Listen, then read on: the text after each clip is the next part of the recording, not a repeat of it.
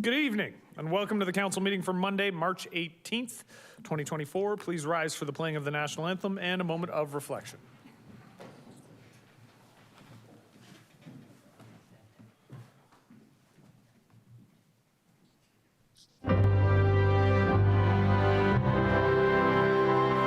Oh, Canada, our home and native land, true patriot love in all of us command. Car ton bras s'est porté l'épée, il s'est porté la croix.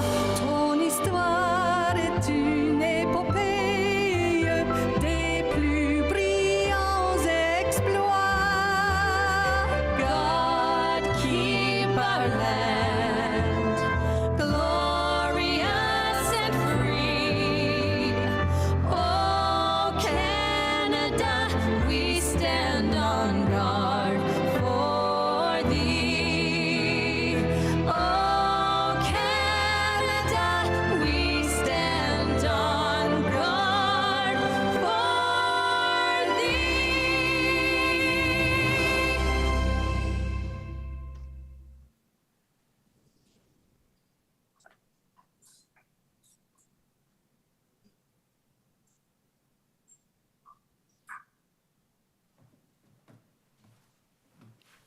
Please be seated.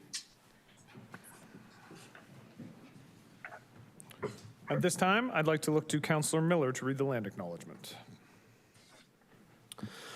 The land on which council meets today is the traditional territory of the Haudenosaunee and Anishinaabe peoples, many of whom continue to live and work here today. This territory is covered by the Upper Canada Treaties and was within the land protected by the Dish with One Spoon Wampum Agreement. Today, this gathering place is home to many Indigenous peoples made up of First Nation, Inuit, and Métis. The Dish with One Spoon Wampum Agreement should remind us of our responsibility to ensure the territories on which we live and work, is never emptied, and that we take care of the land and its inhabitants in a way that ensures its future sustainability. This council also acknowledges its responsibilities to address the historic and ongoing injustices of colonialism, and in particular, the responsibilities laid out in the Truth and Reconciliation Commission's calls to action. Thank you, Councillor Miller.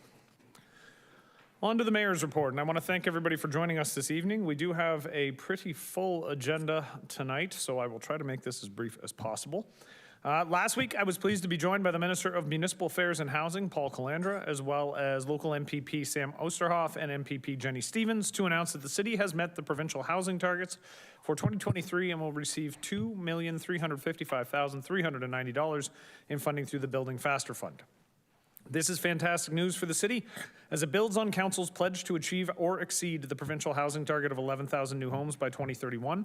The funds provided through the BFF will support the city with the resources necessary to accelerate infrastructure improvements, which in an aging community like ours is absolutely essential. I extend my gratitude to the provincial government for their collaborative work with us in addressing the housing crisis, as well as to our dedicated staff and council who are committed to serving the residents of our city and our collective goal to get more homes built faster here in St. Catharines. Last week, the city hosted a public information center to discuss the Parnell Road reconstruction project. I want to thank all of the residents that attended and provided lots of valuable feedback to our staff. I was able to attend for a portion of the evening along with Councillors Dodge and Phillips. I know they had very instructive conversations with the residents as a part of it as well. I do want to remind residents that if you were unable to attend the PIC or if you have further comments, please visit Engage STC to provide your feedback prior to March 26, 2024. So that date is coming up. Again, engagestc.ca and search for the Parnell Road project. In partnership with SGL Planning and Design, Inc. and ASI Heritage, the City of St. Catharines is developing a master plan for Fairview Park to help guide decision-making about park improvements and investment. In the fall of 2023, feedback was received by residents and a draft plan was developed based on public preference. The draft plan can be viewed in person at the Fairview Park Community Vision Public Information Center on Wednesday, April 3rd.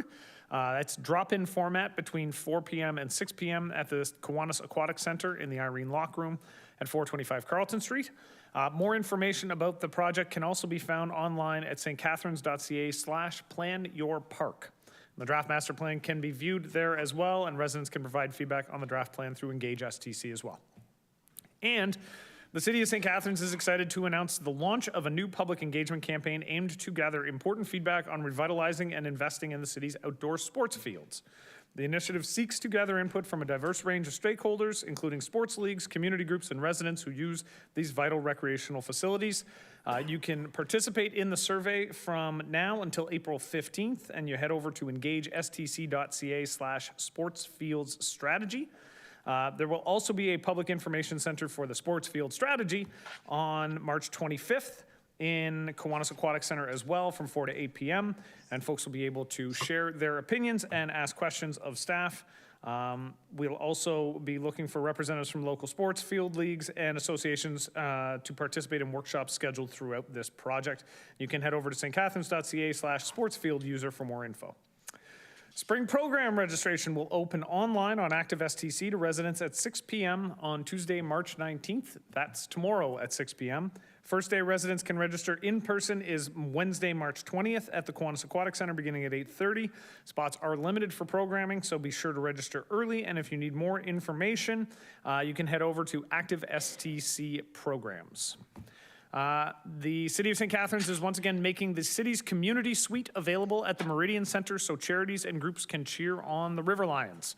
Registered charities, local nonprofits, and youth sport organizations are invited to apply to the Meridian Center Community Use Program. And those organizations that are successful will get 12 River Lions home game tickets to access the city's suites. The application is open from now until April 5th and can be found at stcatharines.ca/community use program.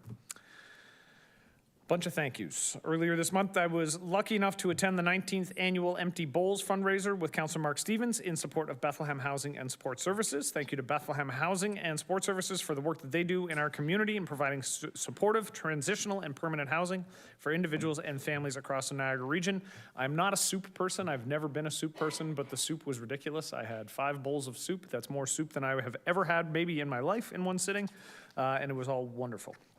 On March 8th, I had the opportunity to attend the International Women's Day event hosted by the GNCC. Great event celebrating influential women who have made significant contributions to the diverse aspects of our vibrant city and the Niagara region. Each year, the Women in Niagara Council, part of the Greater Niagara Chamber of Commerce, presents an award on International Women's Day to a woman in Niagara who captures the spirit of our values, who is innovative, groundbreaking, and brings a voice to issues that advance our community. This year's recipient was Dr. Tapo Chimganda, the founding executive director of Future Black Female, which is a feminist-informed, not-for-profit organization providing services to Black female youth ages 16 to 22. I've had the pleasure of working with and collaborating with Dr. Tapo on different initiatives here at the city, and I am thrilled that she was able to be recognized for the amazing work she's doing. Additionally, on International Women's Day, I was very blessed. This is one of the joys of being a teacher, to walk into a room in Niagara Falls for this event and run into 5 former students, all of whom are engaged in engineering or other parts of STEM specifically in Niagara. And they sought me out, and we had a nice picture, and that is the sort of thing that always makes a teacher's heart soar. So that was fantastic. Today is Transit Operator and Worker Appreciation Day. Those around the Horseshoe know how much I care about transit, and so a wonderful day to thank all of the transit operators and workers for their dedication and hard work in keeping our region running smoothly. Their commitment to ensuring the safety and efficiency of commuters does not go unnoticed, so thank you for all that you do. And this Friday, March 22nd at 10 a.m. will mark the official opening of St. Lawrence Seaway and the Welland Canal for the 66th navigational season. The ceremony will take place at the St. Catharines Welland Canal Museum, located at 1932 Welland Canals Parkway in St. Catharines, where the traditional top hat will be presented to the captain of the first vessel. The public is invited to attend to watch the first ship navigate to the locks at 10 a.m. on Friday. And I have no doubt I will see at least one member of council, Councillor Phillips, who attends all of these top hat ceremonies. With that, Easter is coming up. I don't think we have a meeting before Easter, so I will take this opportunity to wish everybody a happy Easter and the preparation for Easter. Hopefully everybody gets the nice big hard chocolate Easter bunnies and eats them before their kids know they're even in the house.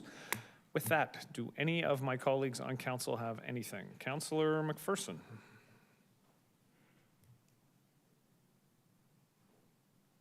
Okay, so I'm going to go to Councillor Dodge first because she signed in first. Thank you, Mr. Mayor. Well, I'd be remiss if I didn't mention that our Lions Club on Lakeshore, on Niagara Street is, the Grantham Lions will be having their fish fry for Good Friday. And I believe it starts at 4 p.m. and then get there early because they always sell out because it's so good. And then also Branch 24 downtown will have a fish fry this Friday, and it starts at 4, and then again for Easter Monday, or Good Friday. Thank you. Thank you, Councillor Dodge. Councillor McPherson. Thank you, Mr. Mayor. I have two things, but I'm going to ask Council's indulgence for just a moment because I'd like to address the events that took place on Saturday, March 9th at our public library. Some of you may know, or hopefully all of you know, that the library with Pride Niagara kicked off their March break programming with a Pride Niagara drag story time. And this was not the first, and I truly hope it will not be the last Pride Niagara drag story time at the library. However, it was the first and the only time that drag story time has been disrupted by a small group of protesters who attempted to stop the event with homophobic and transphobic nonsense. To be clear, the event was a ticketed event in the Mills Room, and it was for kids 10 years and younger who were accompanied by their parents, and kids in 11 and older, and they were on their own, but they had to get their parents to sign them up. The event included 2 drag artists reading 3 books that are currently available in the library. The books were Build a Bridge, What If, and Be Who You Are. The books read are about acceptance, caring, kindness, and the power of imagination. Those are lessons I think we all need to learn and live. And along with the reading, we sang some songs, did a little dancing, specifically to Banana Phone by Raffi, which once it's in your head, you really cannot get it out. And then there was a Q&A with the drag king and drag queen. At the event, library staff, parents, and children were recorded without their consent. And there are some folks who work at the library, some folks in the community who now are having their faces plastered across the internet. And they're being called groomers and pedophiles, simply for showing support and for doing their job. This, in my opinion, is unacceptable. I want to say a very, very special thank you to the team at the St. Catharines Public Library. The day was incredibly difficult for them. And it was very difficult to keep their calm, cool, collected nature. And I greatly, and everybody who was there, greatly appreciate all that they did. And it means a great deal.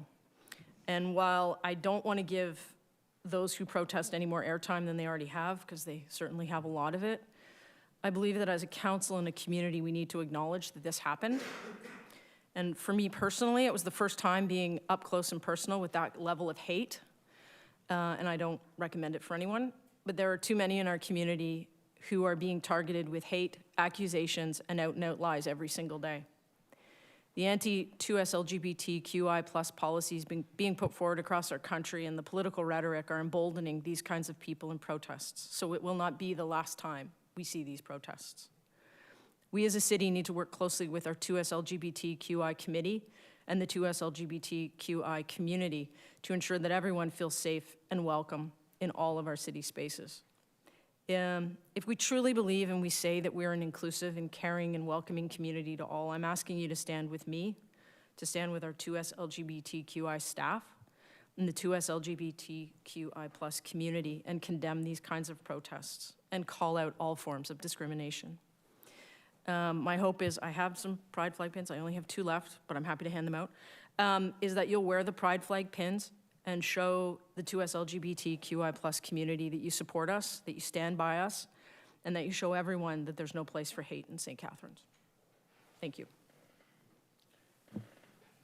Thank you, Councillor. I'm going to take a minute just to clarify my stance on some of the things around the drag story time and Pride in the Park as well, because this came up last year. My office has social media. We've had a number of people reach out now, as they did last year, and ask why we're not taking a stronger stance or making statements. And I'll be honest, my general rule of thumb is that I don't give any more amplification to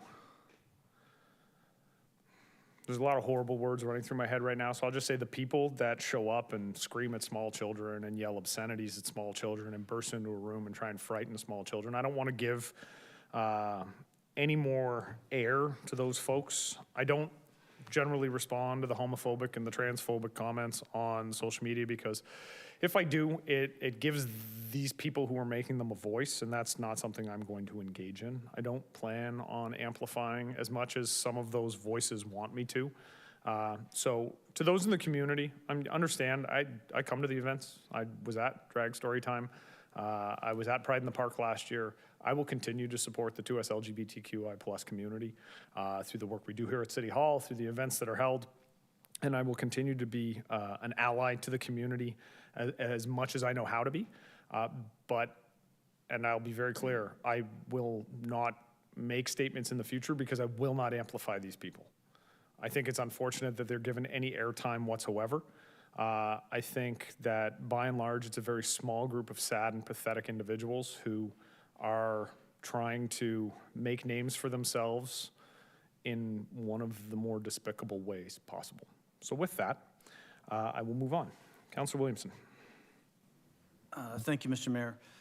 Just letting people know that the Grantham Optimist Club on Linmore Road is having breakfast with the Easter Bunny on Sunday, March the 24th from 9 until noon. That's a new event, and it should be fun for the children. Thank you.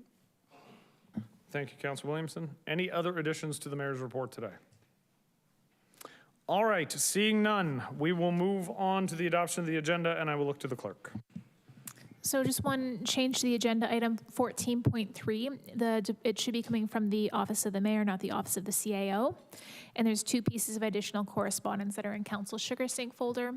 The first is from Arcadis Professional Services, Inc. regarding item 7.1, the zoning bylaw housekeeping amendment. And the second is correspondence from the Director of Community Recreation and Culture Services. It's regarding indoor tennis at Community Park construction timeline update. Can I have a motion to adopt the agenda? Councillor Lindell and a seconder, Councillor Dodge. Councillor Townsend, did you have a question? Yes, Chair. I just wanted to pull something from consent, and I also I wanted to add a motion to the floor and have council waive the rules to vote on it today. It is in regards to FCM and supporting a councillor for the FCM board. Okay, so I'm going to hold on to the pull from consent to discussion. We'll do that under number 5, I think. But waiving the rules, so you are looking to waive the rules for, it was a notice of motion for Councillor McPherson to stand for election. That's the one? Correct. So it's a motion to waive the rules. So to consider a motion not appearing on the agenda. All those in favor? Opposed? And that's carried unanimously. All right, so this would be the motion as amended, Councillor. Well, yeah, we voted on it, so that's okay. All right, thank you, Councillor Townsend. All those in favor of the agenda as amended? Opposed? And that's carried unanimously. Number 3 is adoption of the minutes. The council adopt the minutes of the regular council held on March 4th. Can I have a mover and a seconder? Councillor Phillips, Councillor Townsend, all those in favor? Opposed? That's carried. Are there any declarations of pecuniary interest? Seeing none, moving on to consent reports. So the motion is the council approve the consent report, save and accept those items brought forward for discussion. Can I have a mover for this? Councillor Dodge, okay. And then Councillor Townsend. Oh, no, Councillor Dodge got you first. Councillor Dodge, go first.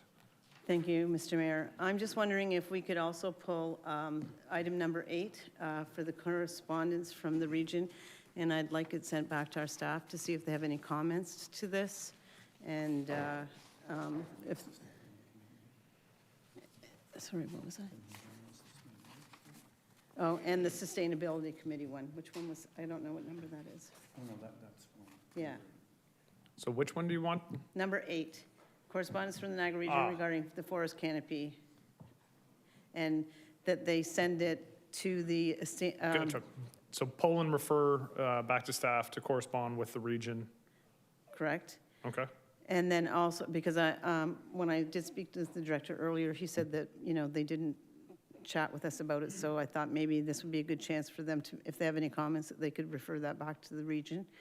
And then the Environmental Sustainability Committee, if we could refer it to them if they have any comments as well. Okay. So looking to the clerk, you got that? Wonderful. The clerk understands. All right. Thank you, Councillor Dodge. Councillor Townsend. Thank you, Chair. Through you, I'd like to pull and endorse the 6.2, number 2, the resolution, Town of Lincoln, regarding urgent need for increased funding for libraries and museums. Just a simple pull and endorse. And the other piece I wanted to pull was 6.2, item number 9, correspondence from Niagara Olympic Track and Field regarding letter of endorsement for 2024 Ontario Trillium Capital Grant, and just to have Mayor and Council and support that, and perhaps have a letter signed and sent out from the Mayor's office if possible. So I'm happy to have that one pulled. We did actually send a letter on behalf of my office last week. There was a bit of a mix-up in the mail, and one went to the clerk's office and one came to us, and we took care of it, but I think a motion endorsing that would be wonderful from council as well. Perfect. Thank you. Thank you, Councillor Townsend. Mayor Easton will be so thrilled that we're endorsing their motion on libraries. All right, do we have everything?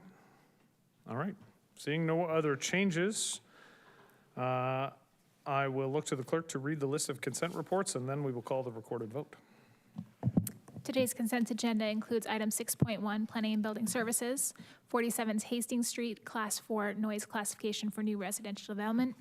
And item 6.2, Legal and Clerk Services, Council Correspondence, Save and Accept, sub-item 8, which is to be referred to staff and their Environmental Sustainability Committee for comments. Item number 2, sub-item number 2, which is to be endorsed, and sub-item number 9, requesting the mayor send a letter.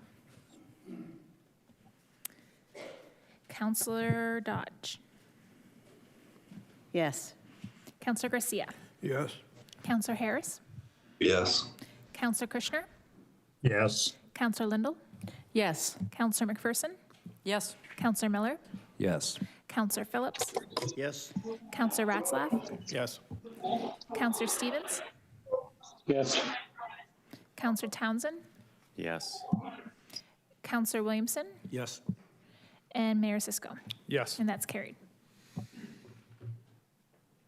All right. So moving on to the declaration to all presenters. Council chambers in all municipalities in our country represent the seed of local democracy. The many acts that govern us understand the necessity of the collective voice when decisions are being made to grow our spaces, pass our bylaws, and to seek opinions into very complex issues, ensuring safe spaces for all in our public discourse. We recognize the right of the majority to decide, the minority to be heard, the public to have an opportunity to participate, and all participants to be treated with courtesy and respect. It is imperative that elected officials, citizens, and staff have input, and it is paramount that we listen to one another and question one another, but that we understand we do this in a way that never undermines any person's ability or their dignity in our chambers. We respect the right for everyone to have an opinion and remind the audience views of the public do not always reflect those of the Corporation of the City of St. Catharines. And with that, we will move on to our public meeting for this evening. Purpose of this public meeting is to ensure that sufficient information is available for the public to understand the proposed amendment to the zoning bylaw and to provide the public with an opportunity for input before council's decision. Staff held an open house and prepared a report on the proposed amendment. Members of the public were provided with options to submit written correspondence. Such correspondence was placed in Council's Sugar Sync folder prior to the meeting. If a person does not make an oral or written submission prior to the council decision, that person is not entitled to appeal the decision to the Ontario Land Tribunal and may not be added as a party to the hearing of any appeals by others without the permission of the tribunal. The public meeting will proceed as follows. Staff will explain the report and staff's recommendation. At that point, members of the public wishing to delegate, who were advised to register by 9 a.m. today, will have the opportunity to speak. 3 delegates were registered. At that time, once they've spoken, I will ask if anyone else in attendance wishes to speak. After we've been through the speakers, the public meeting will be closed, and council will be able to ask staff questions and will consider the report recommendations. At this time, the public meeting is now open, and I will call upon Taya Devlin, the senior planner, to present.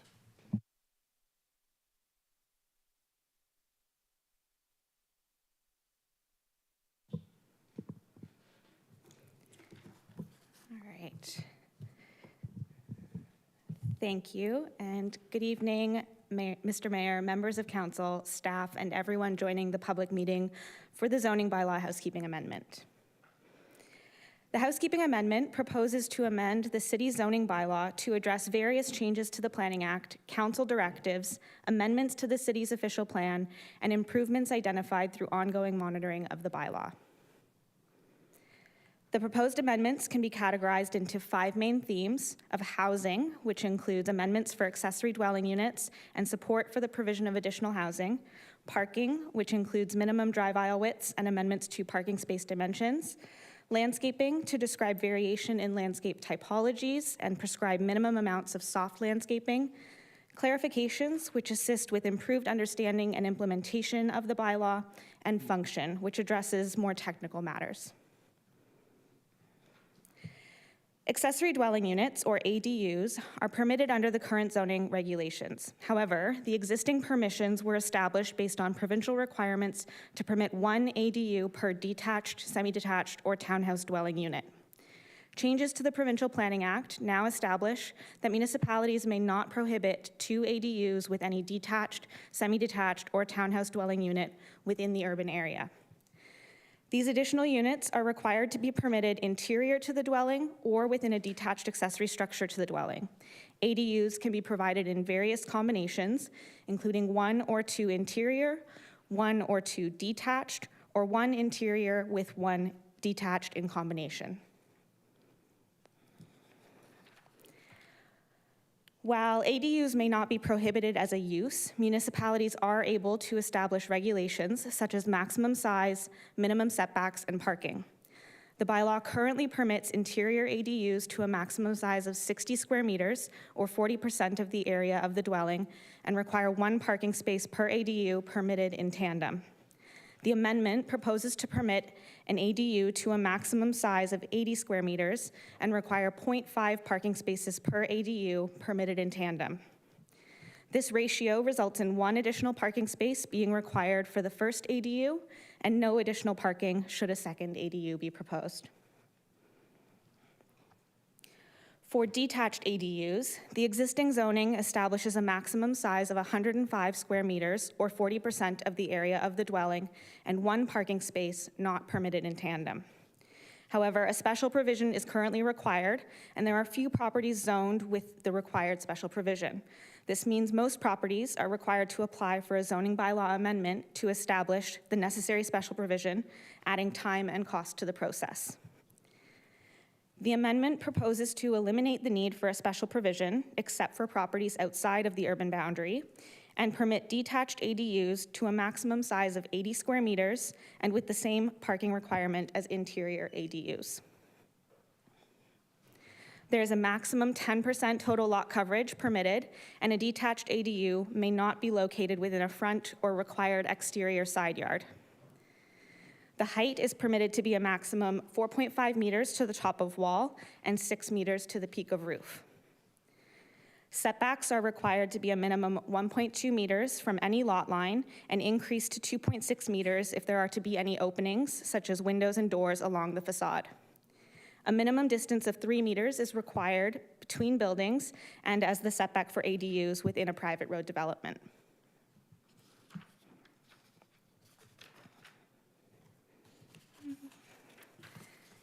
The city's residential zones permit a variety of dwelling types, including detached, semi-detached, and townhouse dwellings, which are considered principal dwellings, since the units each have independent entrance to the exterior and can be severed to have their own lot. ADUs are permitted within these types of dwellings. The other typologies include duplex, triplex, and fourplex dwelling, which indicate the number of units within the building.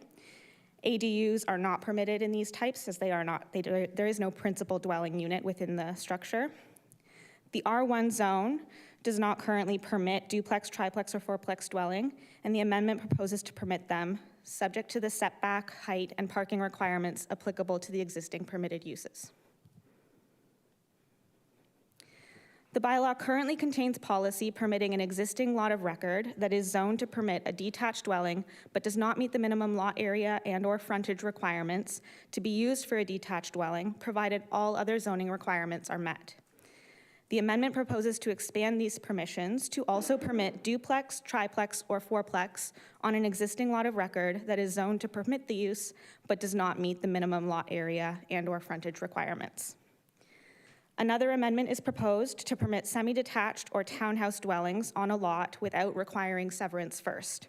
This eliminates the need for a planning approval before obtaining building permits and provides the option for these dwellings to remain as rental tenure. Previously, developments of more than 4 dwelling units were subject to site plan approval, providing staff the opportunity to review site design and work with applicants to ensure functional layouts for parking areas. Following recent provincial amendments, site plan approval can only be required for developments of more than 10 dwelling units. As such, the amendment proposes to establish a minimum drive aisle width of 6 meters to ensure functional site design, regardless of whether development will be subject to site plan approval or not.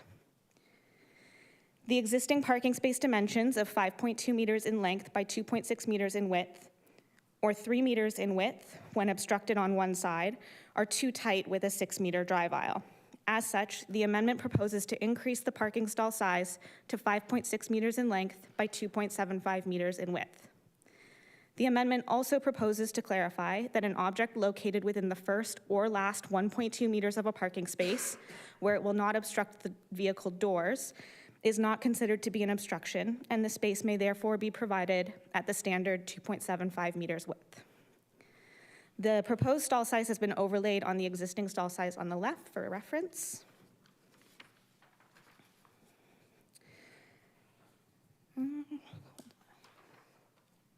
Sorry. To better service the needs of residents, the amendment proposes to differentiate between short-term bicycle parking, which is intended to serve visitors to a site, and long-term bicycle parking, which is intended to serve the residents of a site and is to be secure and weather protected. The amendment also proposes modifications to the bicycle parking space dimensions and to introduce a stall size for vertical bicycle parking.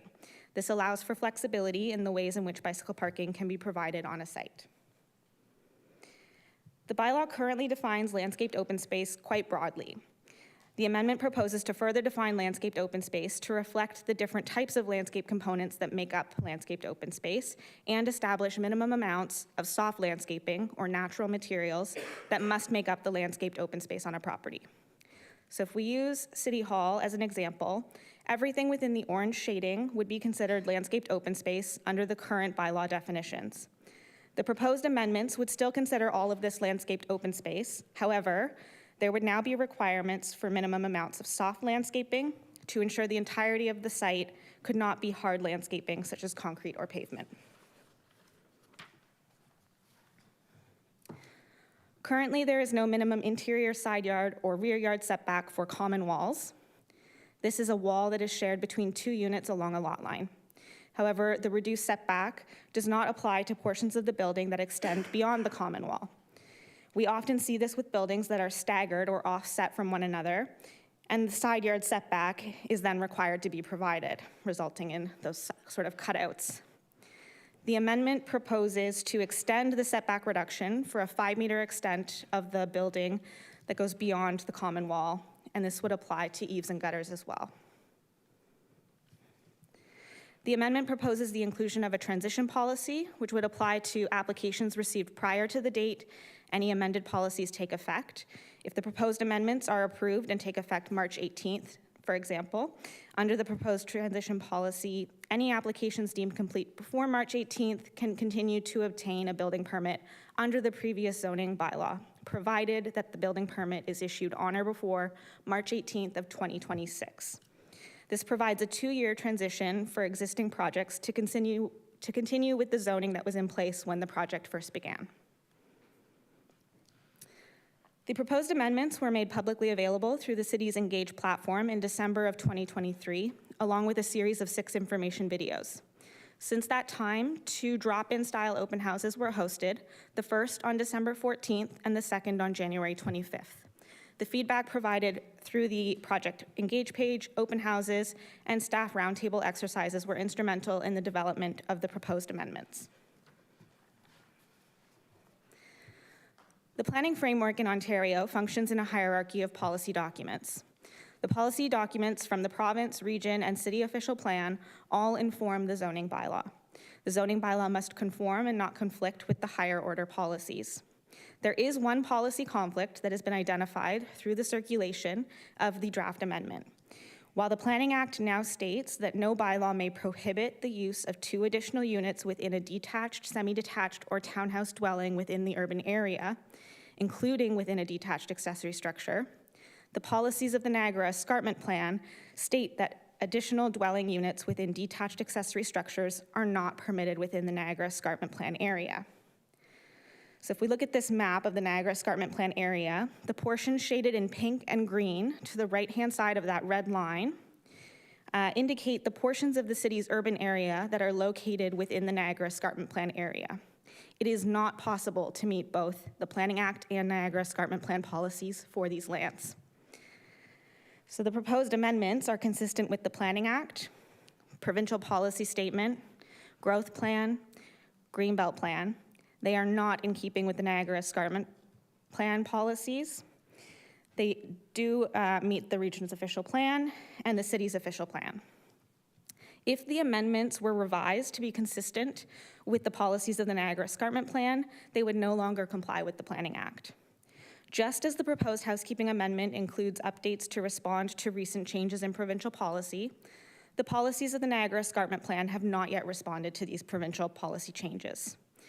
Staff have determined that ensuring consistency with the Planning Act, which is the higher order policy document, is the appropriate decision here. In conclusion, it is staff's recommendation that council approve the proposed zoning bylaw housekeeping amendment. The amendment ensures the city's zoning bylaw is updated to become consistent with the Planning Act and the city's official plan as amended by Official Plan Amendment 26 and 39. Thank you.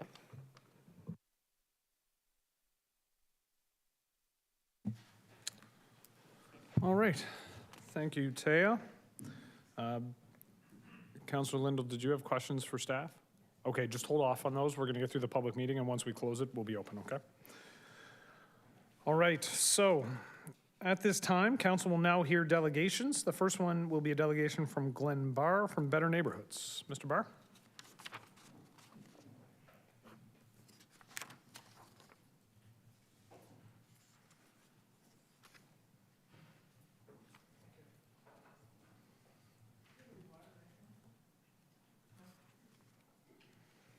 Mr. Barr, the lectern is yours. Thank you, Mr. Mayor, members of council. You don't see me here very often. I haven't been doing direct practice for developers in front of councils for quite a while, but I am here because I'm passionate about this particular issue. This is really a technical bylaw relating to a great many things. You can get a sense of the amount of work that's gone into this. I don't represent any clients here. We don't object to anything that is being presented, and we don't necessarily officially support it. What I would like to do is I'd like to urge council to take 1 or 2 more steps to encourage accessory dwellings. Accessory dwelling, this is really, you know, even though it's a technical bylaw, proposed bylaw, it's really a housing bylaw. And housing is the issue of the day.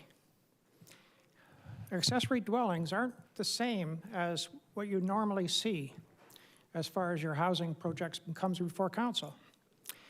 You know, you see this apartment building, that apartment building, this town housing project and so forth coming in from developers and people like myself representing developers.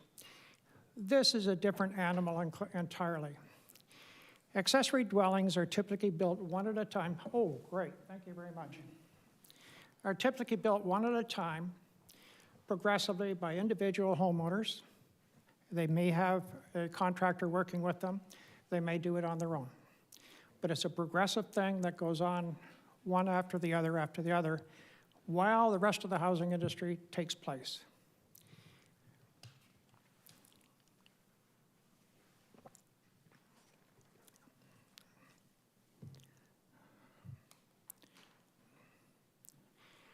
Okay, I'm going to jump through these because most people are knowledgeable about accessory dwellings and support most of the reasons for them.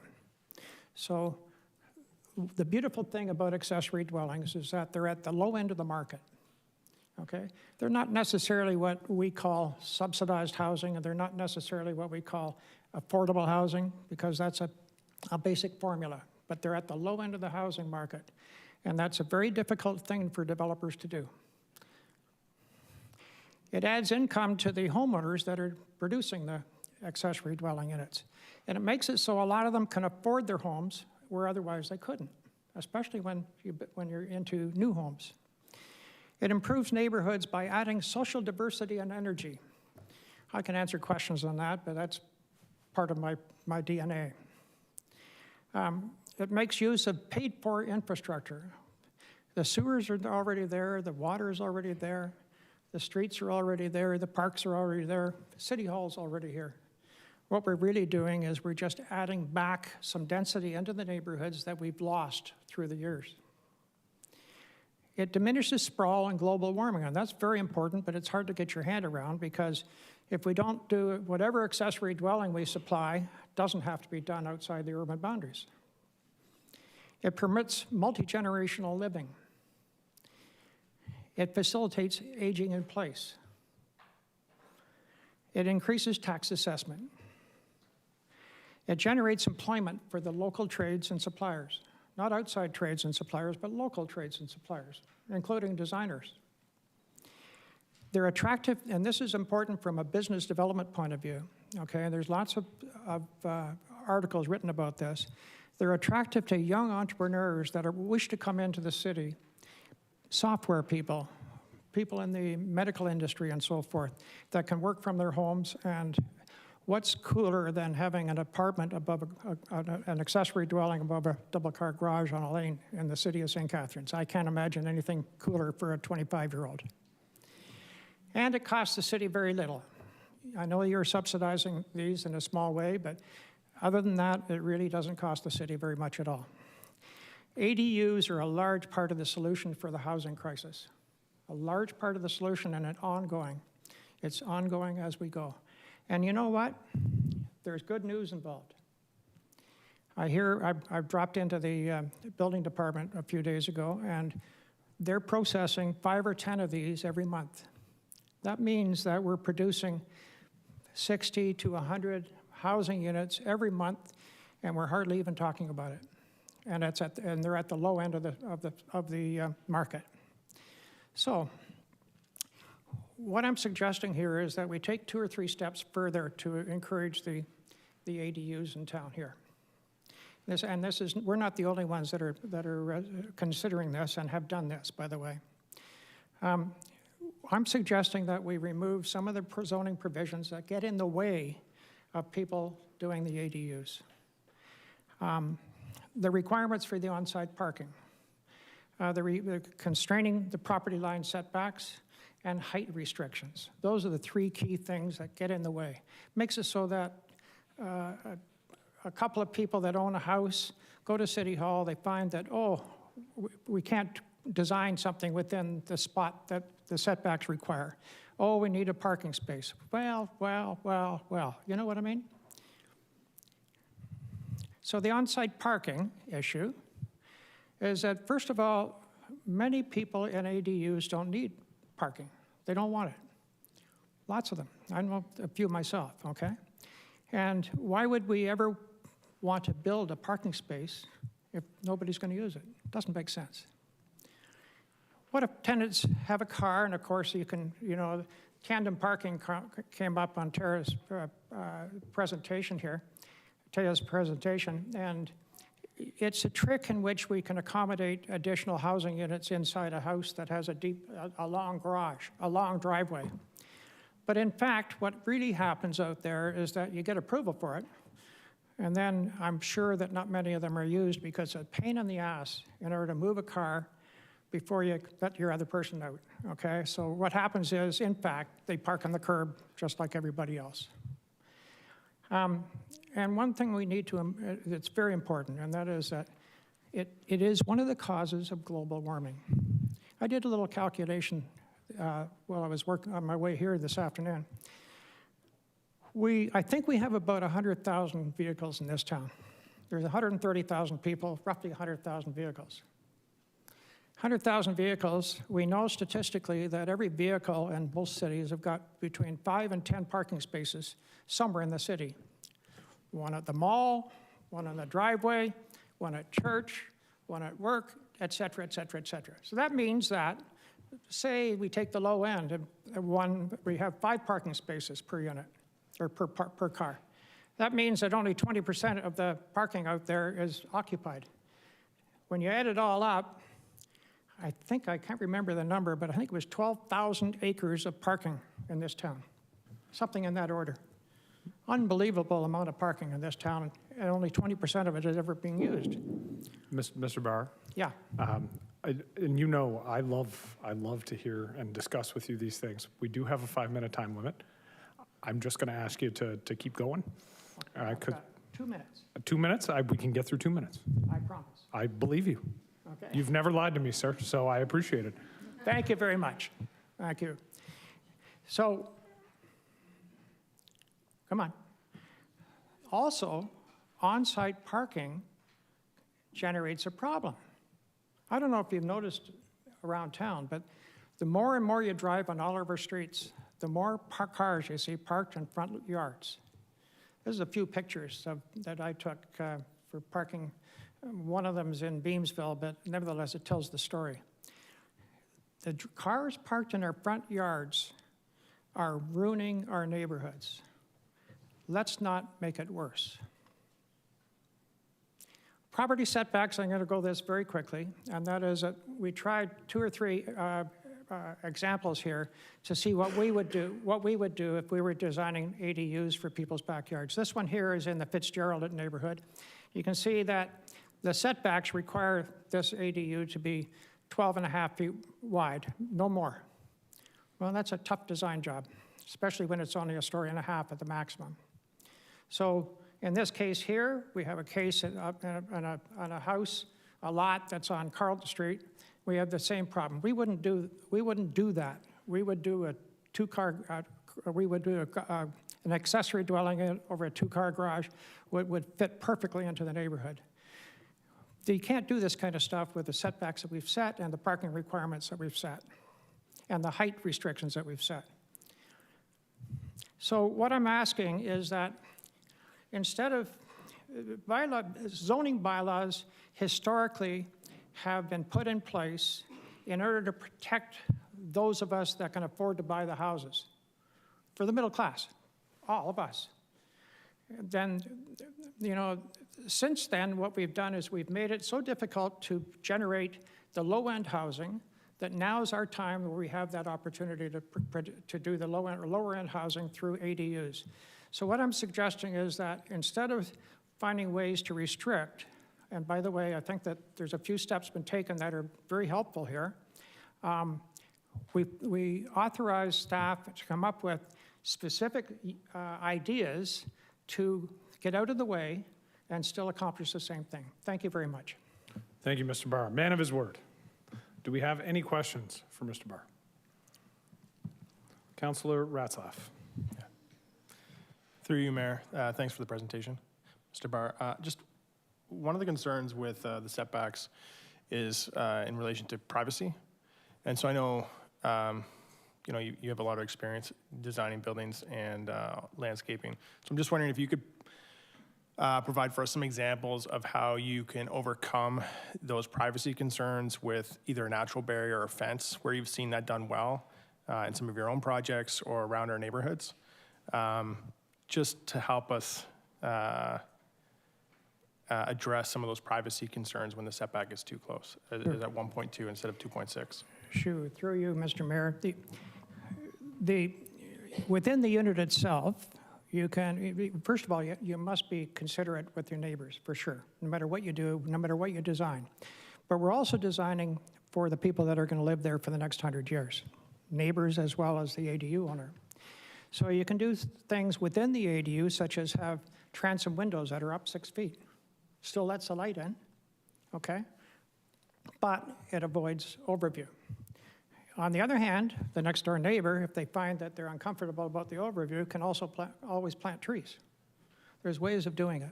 And I'm not sure what would be accomplished by having it 2.6 meters versus 1.2 meters. I'm not sure that affects the overview specifically, okay? And there's many other ways of accomplishing this.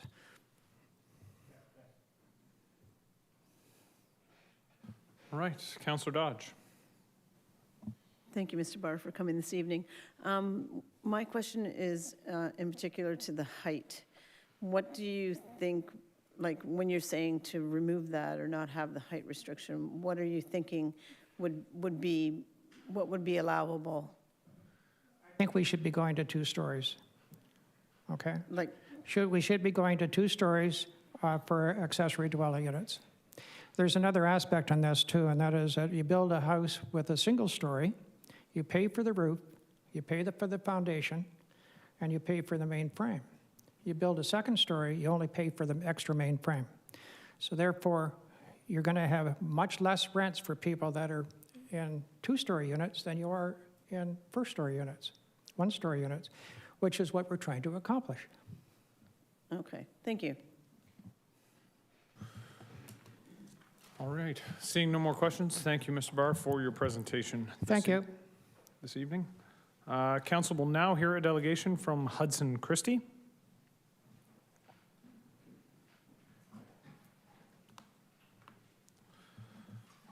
Mr. Christie, the lectern is yours.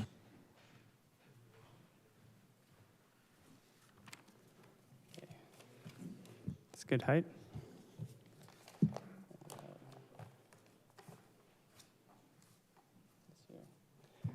Okay, thank you for, my name's Hudson Christie. Thank you for the opportunity to share my thoughts on this amendment. First off, I want to commend the staff on their work on this amendment. It's a massive improvement in a lot of ways, especially when it comes to ADUs. But I wanted to discuss how triplexes and fourplexes fit into this arrangement. So this is the clicker here, which is right click. Here we go. Okay, so I live in the Fitz.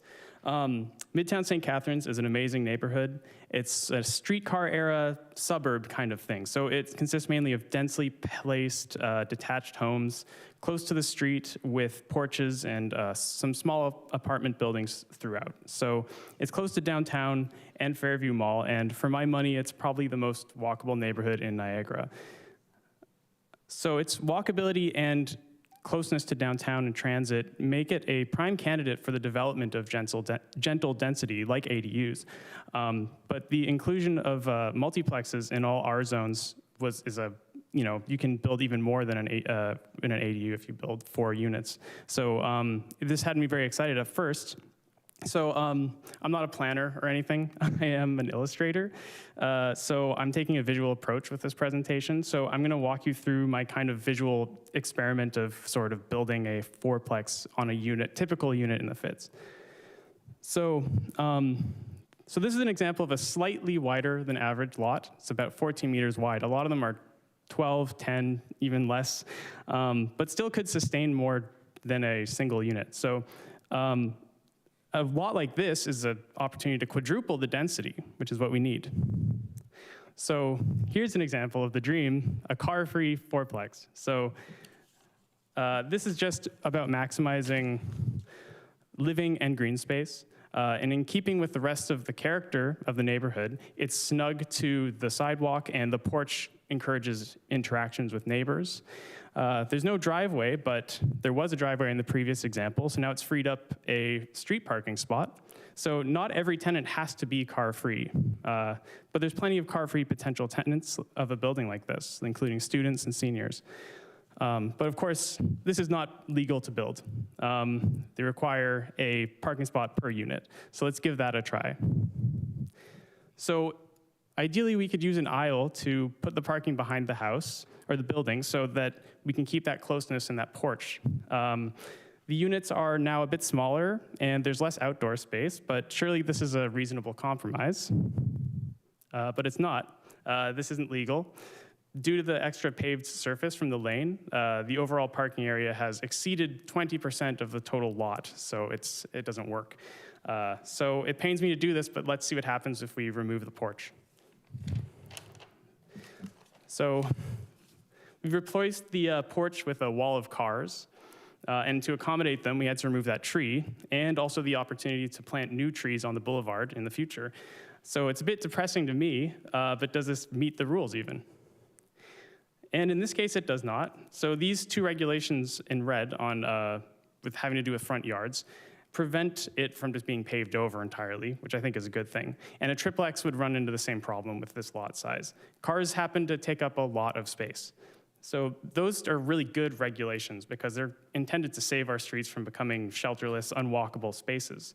But really, as you can see on the lots of Midtown, triplexes and fourplexes are basically outlawed on any existing lot.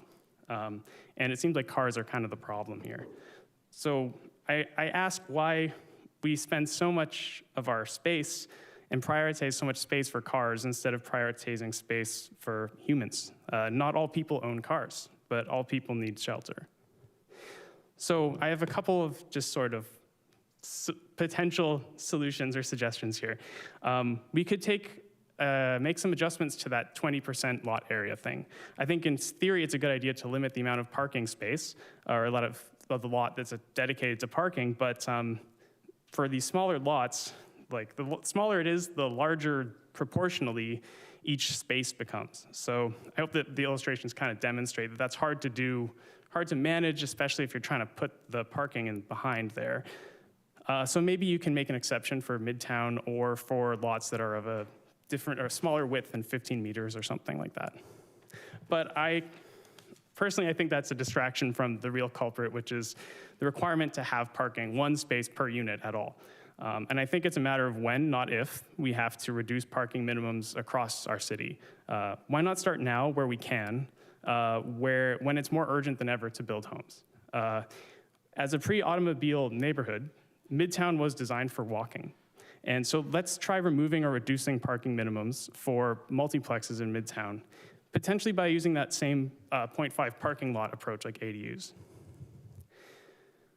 So if we have to accommodate one more car for every unit in St. Catharines, basically, we're gonna have the worst congestion as we grow. The removal of parking minimums downtown was a really bold choice. And as an extension of downtown, I think Midtown could be considered for similar policies.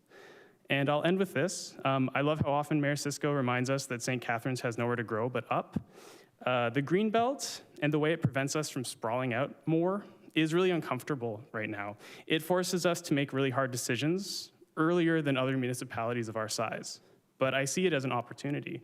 If we're bold enough to adapt to our unique circumstance, I think that we can become a model of livable, sustainable urbanism over the next decade. And it starts with making room for people and not cars. Thank you. Thank you, Mr. Christie. I will say, I always appreciate anybody who appreciates me. So, very kind of you. Councillor Townsend.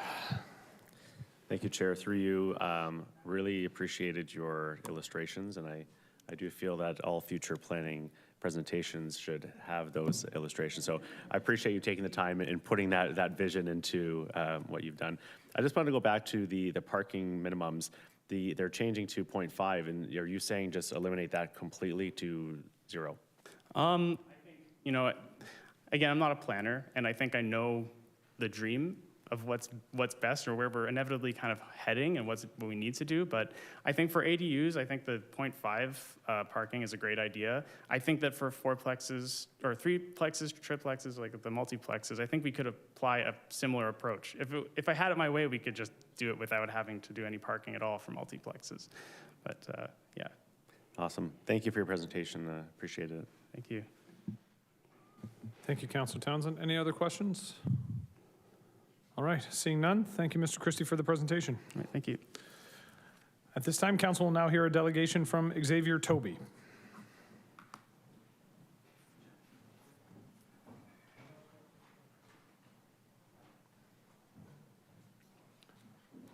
Mr. Toby, the lectern is yours. Hello, everyone. So despite my accent, I've been a St. Catharines resident for 3 years, been in Canada for 5 to 6 years, but I'm a homeowner here and I plan to stay here for a long time. And also congratulations to council and staff on a fantastic amendment. Really happy to see that. So I'm speaking more from a construction industry point of view. I have 20 plus years in modular construction and residential construction. Recently started a company where we're building some ADU style units. It's called axbuildings.com if you wanted to check it out. But the thing I want to talk about today is, like, obviously this is not the first ADU law in Ontario. There's a lot of these popping up at the moment. And if you probably noticed from anything in the press, not many of them are being built. And one of the main challenges is the cost. If you run the numbers, these units often cost, fully installed, not just the unit, but a lot of the on-site costs as much as double the cost of the unit sometimes. So you're looking at, for a one-bedroom unit, like probably around $300,000, which is, like, it's a lot of money, right? Like, construction costs are out of control at the moment. So the company I've started is trying to get that down to like $150,000, but that's still not really low enough for a lot of people if you calculate the rents on how to make it work. So I think this amendment is a fantastic idea, but also we sort of need to look at the other incentives that can be provided, financial incentives so people build these units. I mean, if you have a look around town, you actually need a pretty big lot to be able to put one of these units in, which is, neither here nor there, but it is difficult, especially if you want to build an external ADU, to find a lot that fits one of these units.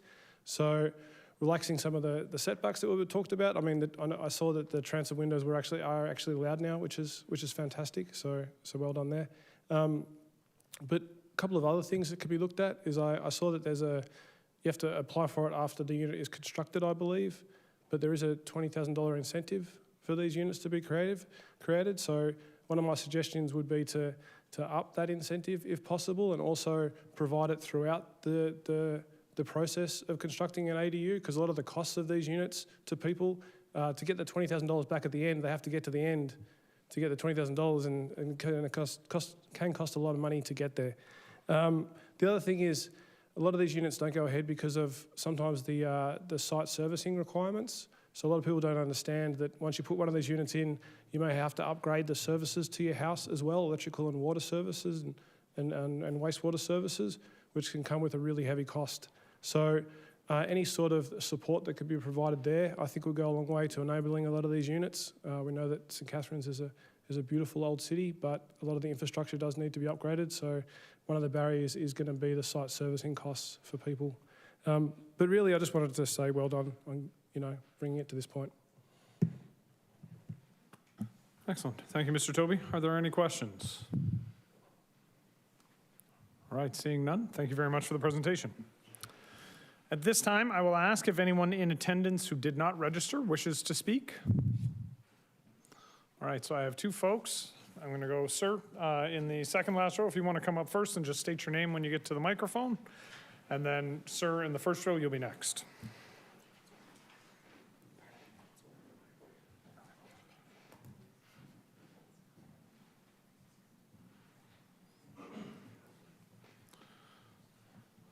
Sir, the lectern is yours. If you could just state your name. Thank you. Mr. Mayor, councillors, my name is Ron Vermeer. Just hearing the last few presentations, I have to agree regarding the parking and the height. I think we have to eliminate as much parking as we can. When the accessory units were first brought in, they needed one parking spot, and I think the city and planning was overwhelmed with all the minor variances where people were asking for a reduction of the parking from one spot to either half or to none. And the fees have gone sky high too now with the minor variances. They're like over $3,000 just for a minor variance. So that's going to eliminate a lot of people from even going ahead with it to put an accessory unit in their place. And then the height is another thing. I think with the height, it should be two-story, like Mr. Barr had mentioned, just so that we can get more housing. And also, it is a lot cheaper to build a two-story than it would be to build a bungalow. And then one other the size of it being 80 square meters. The city was also had a ton of minor variance applications for the size when it was at 60 square meters. I still think we're going to have that at the 80 square meters, and I think what we can do is maybe put a size requirement on it where that the accessory unit is smaller than the main house and just go that route instead of putting an actual size on it. Right. All right, thank you, Mr. Varmar. Do we have any questions for the presenter? All right, seeing none, thank you again for your presentation. Thank you. And sir, if you want to come up. And again, if I could just ask if you could state your name for the clerk before you begin, the lectern is yours. My name is Ashwin. Nice to meet everyone. First of all, I want to just thank the planning department. I think it's a lot of work that's been going into this whole thing. I mainly wanted to just comment on the height requirements because I'm a big believer in St. Catharines being a green city and keep staying that way. Just trying to plan out different types of construction units that I could build in different types of homes. I am a realtor, so I see a lot of different lots and different types of homes that could accomplish having a nice, cheaper two-story home or an ADU, and I think that would be really beneficial for a lot of properties. My thing is, again, it gets really, really costly when you're trying to build something custom from a story and a half, essentially, is what we're looking at this point with the detached ADUs. And so, for example, if you're doing 2 stories, you could literally have 2 stacked container homes that could be far cheaper to build and modular. And this would create and incentivize people to actually build them. Because if you don't, if the costs are too high and the ROI is not there, nobody's gonna build it. And it completely defeats the purpose of even building this whole, planning amendment. So I would like to see ADUs becoming more of a thing in St. Catharines, and I personally do not want more green space taken up in people's backyards or anywhere else just because we couldn't go higher, right? So that's my main concern, is the height requirements for the ADUs. I do apologize I didn't register to delegate earlier, but just wanted to make it short, so. That's totally okay. That's the joy of a public meeting. Cool. All right, thank you for the presentation. Do we have any questions? All right, seeing none, thank you again for your presentation. Is there anyone else in attendance who's wishing to speak today? All right, can I have a motion to close the public meeting? Councillor Townsend, Councillor Dodge, all those in favor? Opposed? And the public meeting is now closed and council is called to order. I know, Councillor Dodge, you love it when I hit the gavel, it's fun. Persons wishing to receive notice of council's decision should submit a written request to the office of the city clerk. At this time, Councillor Lindell, you're going to want to buzz in. At this time, any questions of council to staff? I will say this is also the time for, this is not the time for commentary. This is just for questions. So if you speak now to ask questions, you will still have an opportunity to offer comment once the motion is put on the floor. Okay, so with that, I have Councillor Lindell, followed by Councillor Williamson. Thank you, Mr. Mayor. Thank you for the heart attack as well. Through you to city planning. Just a quick question, because you didn't mention it in the presentation, but have you had discussions with the Niagara Escarpment Committee on meeting up the Planning Act property? Through the mayor to council, yes, so the Niagara Escarpment Commission provided written comments on the proposed amendment, and that's when we were alerted to the policy conflict. So we did correspond back and sort of let them know what we were looking at with the Planning Act policies. Their role is just to let us know what their policies say, so there's really no resolution that they could put forward. It really was down to city staff and looking at the policies we had to consider. So we decided to forego the Niagara Escarpment plan because it's not up to date. That's one aspect of it. The Niagara Escarpment plan hasn't yet been updated to reflect the changes in provincial plan. The other aspect is that the Planning Act is a higher level policy document than the Niagara Escarpment plan, so that was considered. And the other factor is that no matter what our zoning bylaw says, the Niagara Escarpment Commission would still be a commenting agency on these applications, so they will still have an opportunity to provide their policy as a comment on those applications and get involved in the review and approval of them if we get applications in those areas. So no matter what our zoning says, the Niagara Escarpment policies will still stand for the Escarpment Commission.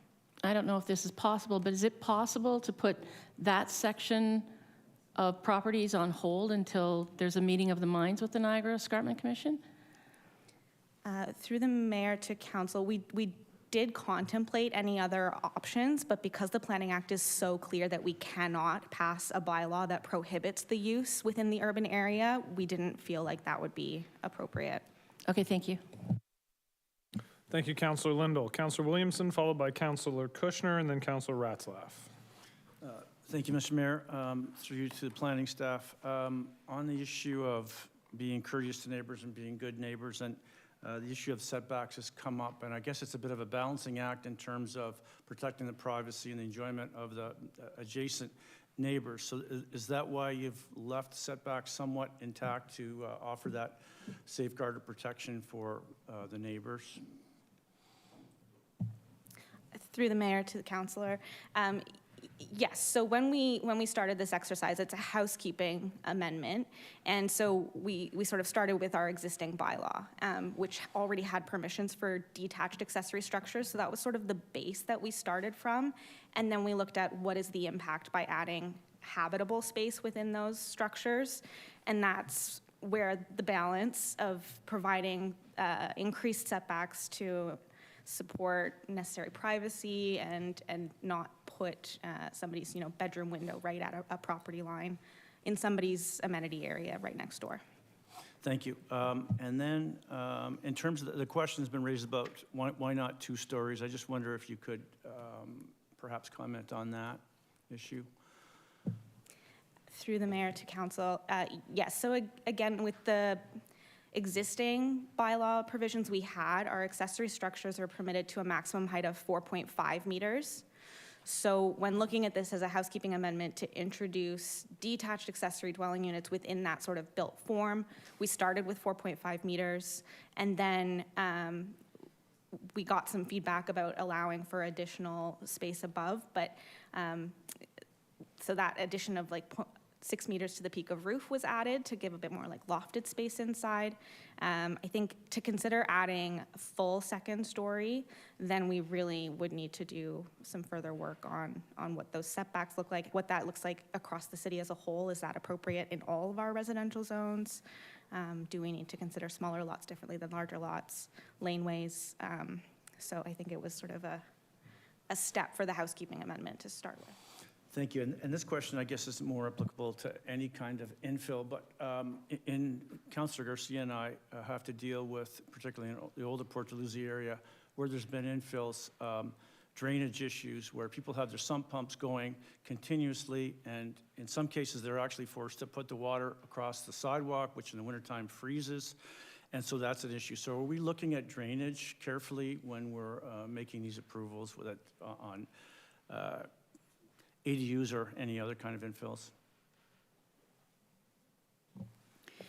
Thank you. Through the mayor to the councillor, every building permit application goes through a grading review for just that purpose, to make sure that all stormwater is being managed on site appropriately and not impacting adjacent neighbors.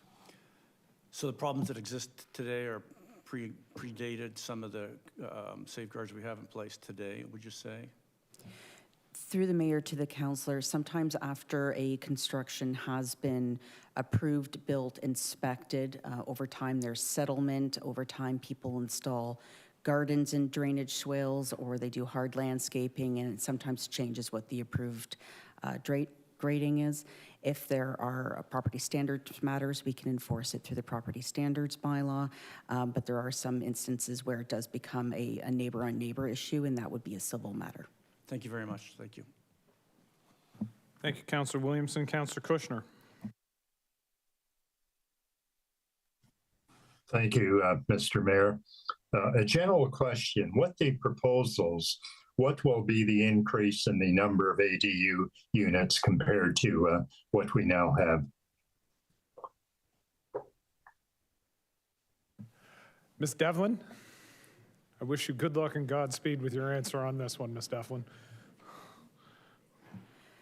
Through the mayor to the councillor, This will be one of the first municipalities that are allowing detached accessory dwelling units and up to 4 units in their R1 zones as of right.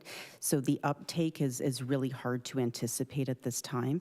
We heard earlier from one of our delegations that we're seeing, 5 to 10 applications a month for accessory dwelling units within primary structures. So once this gets out into the market and people start building it and seeing how it's successful, I think we'll see a pickup then. But the community has always had accessory dwelling unit permissions and have, and then recently that has been incentivized through the city. Thank you. And my next question is the two speakers, they said very different things. The first said, an ADU is not that costly compared to a standard building. And the second indicated an ADU for a one bedroom unit could cost up to $300,000. Now, why would the cost be so high? I can't fathom a one bedroom ADU costing $300,000. Because you've got the property there, you're not including the cost of the property, which can be significant. And you've got most of the infrastructure there. And granted, it may have to be updated, but have we done any estimates of the cost of an ADU? I know they're very different for different lot sizes, et cetera, but I found it hard to believe $300,000. Through the mayor to the councillor, the disparity between the comments and the delegations might have been about accessory dwelling unit construction that's an interior unit versus one that's detached. A detached accessory dwelling unit is going to be much more expensive, particularly looking at servicing, so water and sanitary lines, and if they're being extended from the house or the street, also the cost of building a foundation. And then there's always other finishing type materials that will differentiate that cost. So it can range, quite honestly. We've seen things between the $150,000 to the $300,000 range, depending on quality of finishes, the amount of foundation work that needs to go into it, servicing work, ease of access for construction. It's going to be more costly the more constricted a lot is. So it really is lot dependent. Okay, thank you. And my last question is, if we go to 2 stories, would you permit side yard windows?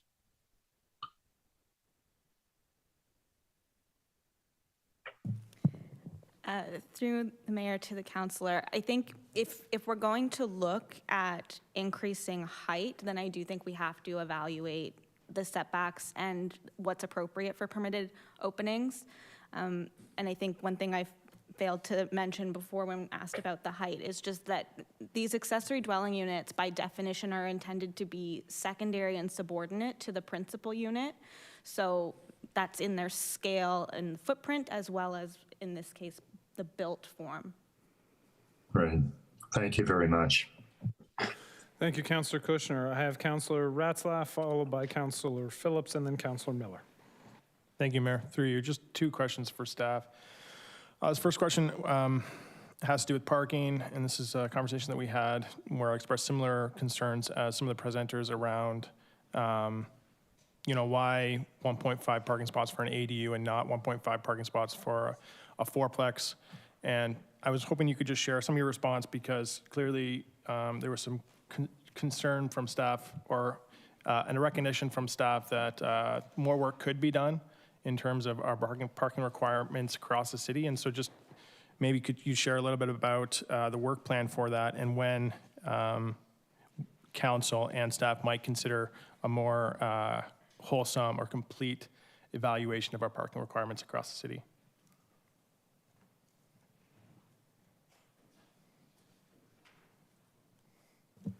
Through the mayor to the councillor, thank you for that. I think planning staff would agree that further work on parking standards is something we want to look at going forward. Through this housekeeping amendment, the intention was to deal with, I'll call it fine-tuning of the zoning bylaw, dealing with compliance issues, matters of trying to do incremental improvements rather than maybe wholesale, more significant changes in policy direction. We did consider, we heard quite often, a desire to get rid of parking requirements entirely, particularly for residential development, lower scale residential development. I think it's absolutely something that requires further study, but we felt it was beyond the scope of what we could comfortably call a housekeeping amendment. It really does constitute a more significant shift in municipal policy. That being said, we do anticipate doing an update of the city's official plan to deal with some larger conformity issues. We're awaiting direction from the province on their updated provincial planning statement and growth plan. So the intention is once we get direction from the province in terms of how we are to undertake growth management going forward, we would roll that into a larger discussion in terms of growth management citywide, how we're going to accommodate population growth, and how we can better align our parking standards with those objectives. I don't have a firm timeline for when we're going to get there. As I mentioned, we're kind of on hold at the moment. But to your point, it is absolutely something that's on our radar, and I think it does warrant further work. No, that's good to hear. And yeah, I'm just one councillor, but yeah, I wholesale endorse finding ways to build more middle housing and with less parking. Then my last question just has to do with bicycle parking. So one of the ratios is 0.25 units of covered bicycle parking, protected bicycle parking per unit, or sorry, 1.5 bicycle parking spots per unit. And so that means a fourplex would get one secure full season, year-round parking spot for a bike. And I guess the question is, have you considered, there was a comment in one of the submitted questions from a public open house, increasing that or finding a different formula that, so like the issue I have with that is if you have a fourplex that's 4 studio apartments, there's 4 bedrooms and you have 1 bike parking spot, that's fine. But you know, what if you have a fourplex that's 3 bedrooms? So I have 3 bedrooms in my house. I have 3 kids, 2 adults in the house, and so that's 5 bikes, right? So that's a very different situation than if it's 4 bachelor apartments. Has there been any conversation, or do you know of any models that just can take into consideration how many residents of the unit could actually be biking, as opposed to just simply the same way we do it for cars, 1 parking spot per unit? Because yeah, I only have 1 car, but you know, there's 5 people in my household that have bikes. Through Mayor to the councillor, so the bicycle parking requirements apply to apartment buildings when we get to residential uses. So the smaller, like duplex, triplex, fourplex, there's no required bicycle parking established in the zoning bylaw. So we sort of leave that up to each applicant to provide what's needed on site in those cases. When it comes to apartments and maybe what you're moving towards is tying the requirement to the number of bedrooms, it's something that we consider when establishing these requirements, but it does get a little bit tricky to determine what's a bedroom on a plan sometimes and how to classify which rooms we tie those requirements to. So we do think about it, but it can pose some challenges. And 2.5 is an incremental step towards having more bike parking, is that correct? Like there wasn't any before? Am I reading the recommendation properly? So sorry, through the mayor to the councillor, there was bike parking required before, but we didn't have it broken into the 2 different types. So the only bike parking that was necessary to be provided on site could be provided as a bike rack outdoors. So the amendments propose that some amount of bike parking that's required would have to be weather protected and secure for those residents. All right, thanks. Thank you, Councillor Ratzlaff. Councillor Phillips.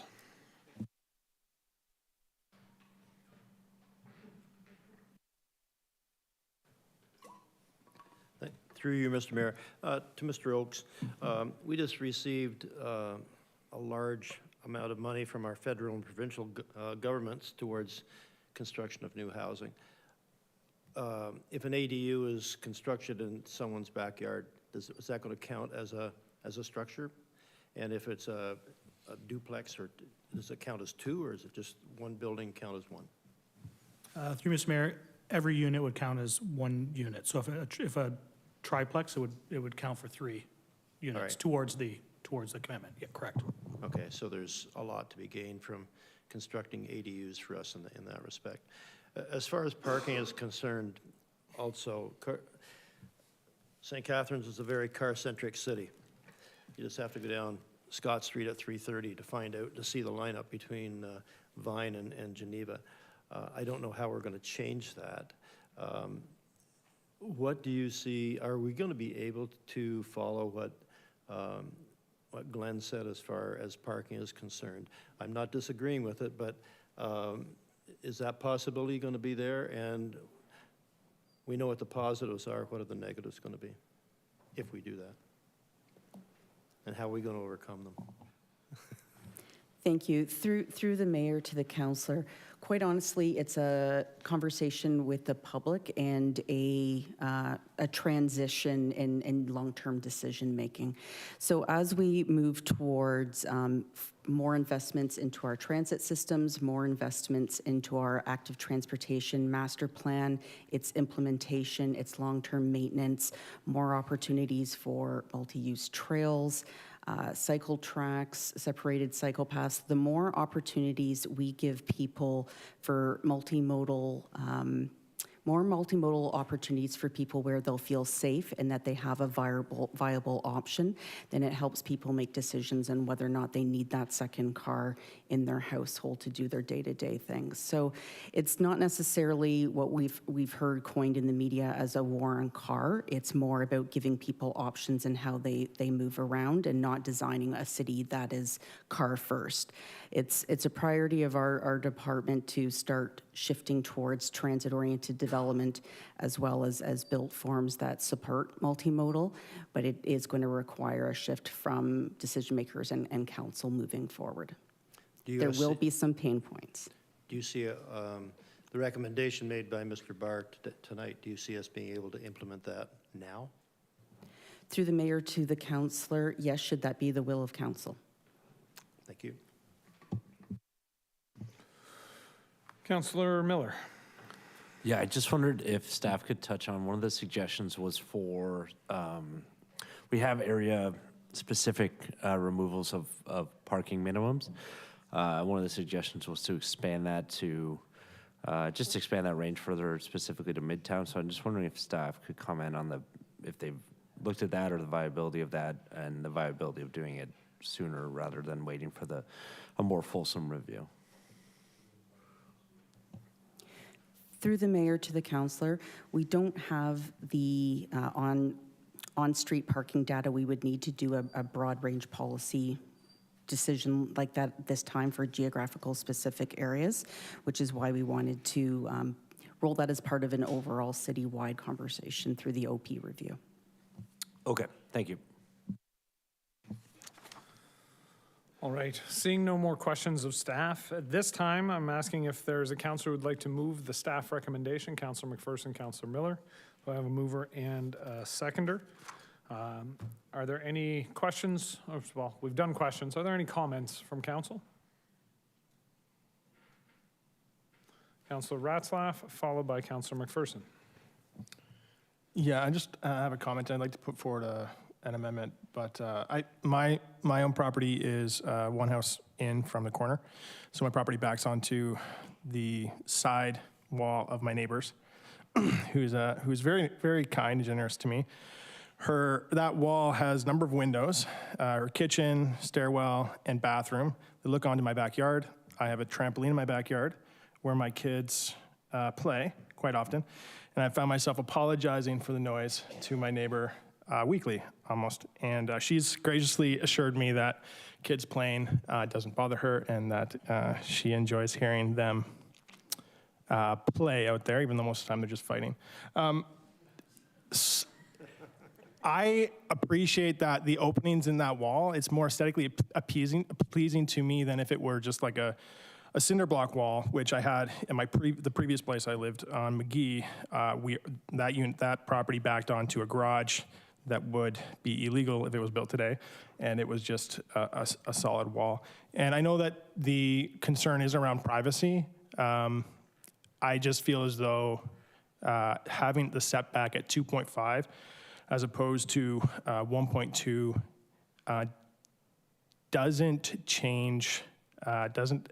provide enough of an effect for me to warrant the risk of having a cinder block wall facing my backyard as opposed to a nice home with windows and openings. So right now, what's being proposed is that if the wall that is adjacent to the property line, if it doesn't have any openings, it can be at 1.2. And if it does have openings, it has to be at 2.6. And so the amendment that I want to bring forward is just that we do away with the 2.6 setback and we just go with the 1.2, allowing walls with openings to be built at a setback of 1.2 rather than 2.6. If that's a friendly amendment, that would be great. Before we get to the friendly or not friendly, I'm going to ask if staff want to provide a comment on this particular change, just to allow our mover and seconder to have a little bit more information, if there is any comment.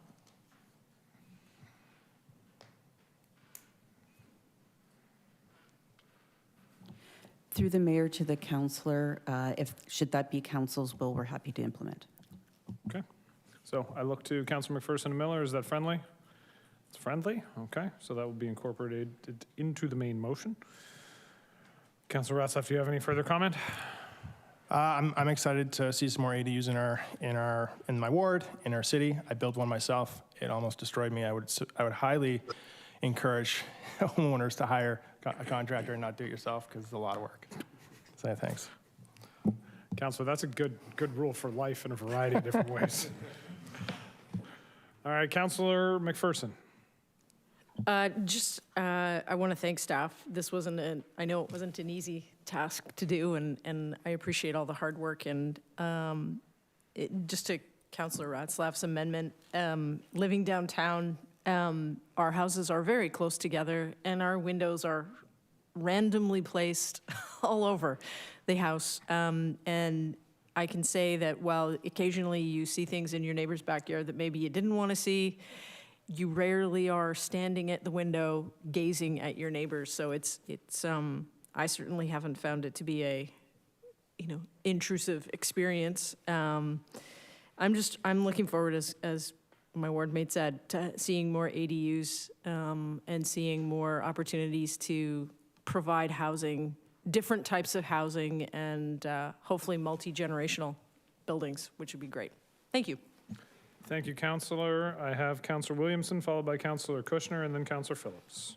Thank you, Mr. Mayor. Through you, Senior Planner said that this was about a housekeeping amendment, not about making any major policy changes. And I just wonder if the planning staff is supportive of this amendment. It wasn't in there, wasn't recommended, so I just wonder if they could comment, and does it constitute more of a policy change as opposed to just a housekeeping amendment?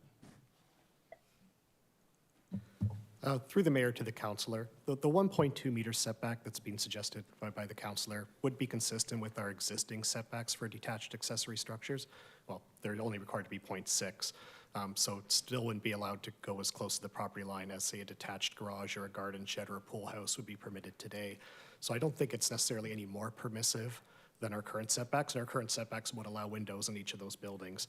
So I wouldn't characterize the proposed amendment as a significant change in direction, no. Thank you. Thank you, Mr. Mayor. Thank you, Councillor Williamson. We'll go to Councillor Kushner.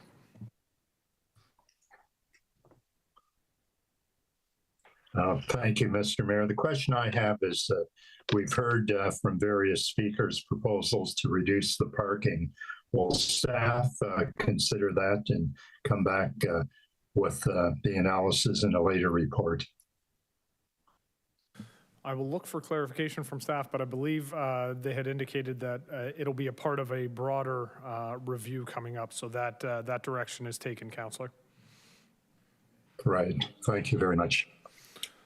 All right. Do I have any other comments? All right, seeing none, I will just very briefly, before we call the roll, provide my own thanks to staff.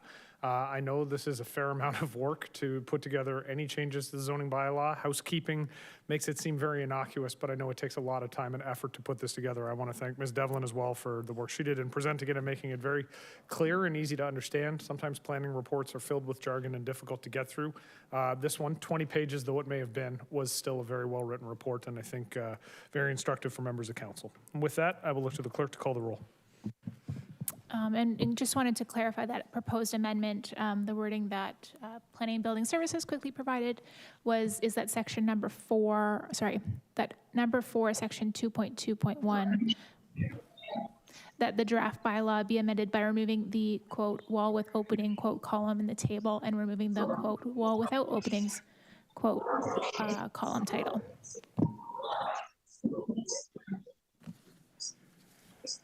Sorry, I lost my spot. Councillor McPherson. Yes. Councillor Miller. Yes. Councillor Phillips. Yes. Councillor Ratzlaff. Yes. Councillor Stevens. Yes. Councillor Townsend. Yes. Councillor Williamson. Yes. Councillor Garcia. Yes. Councillor Dodge. Yes. Councillor Harris. Yes. Councillor Kushner. Yes. Councillor Lindell. Yes. And Mayor Zisco. Yes. And that's carried. Rowing in the same direction. Wonderful. All right. Number 8 is presentations. There are none. So number 9, we move on to discussion reports, and there'll be a combined presentation for items 9.1 and 9.2. I'll call upon Mark Green, the Manager of Environmental Services, Richie Chung, the Capital Planning Supervisor, and Katya Voronina, the Senior Financial Analyst, to present.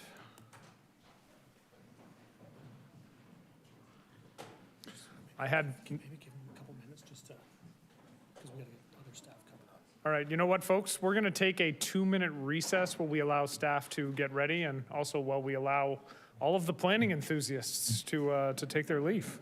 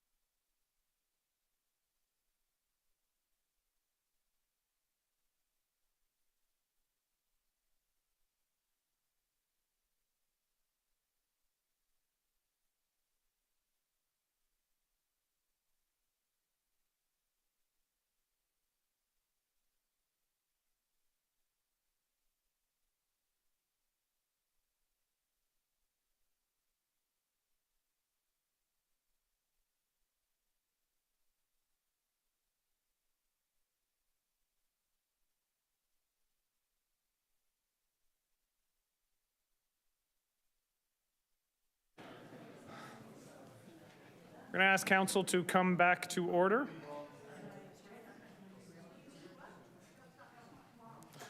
While folks are coming back, I'll just mention one of my favorite lines from The West Wing. Still, maybe one of the greatest television shows of all time. A session in the House. He looks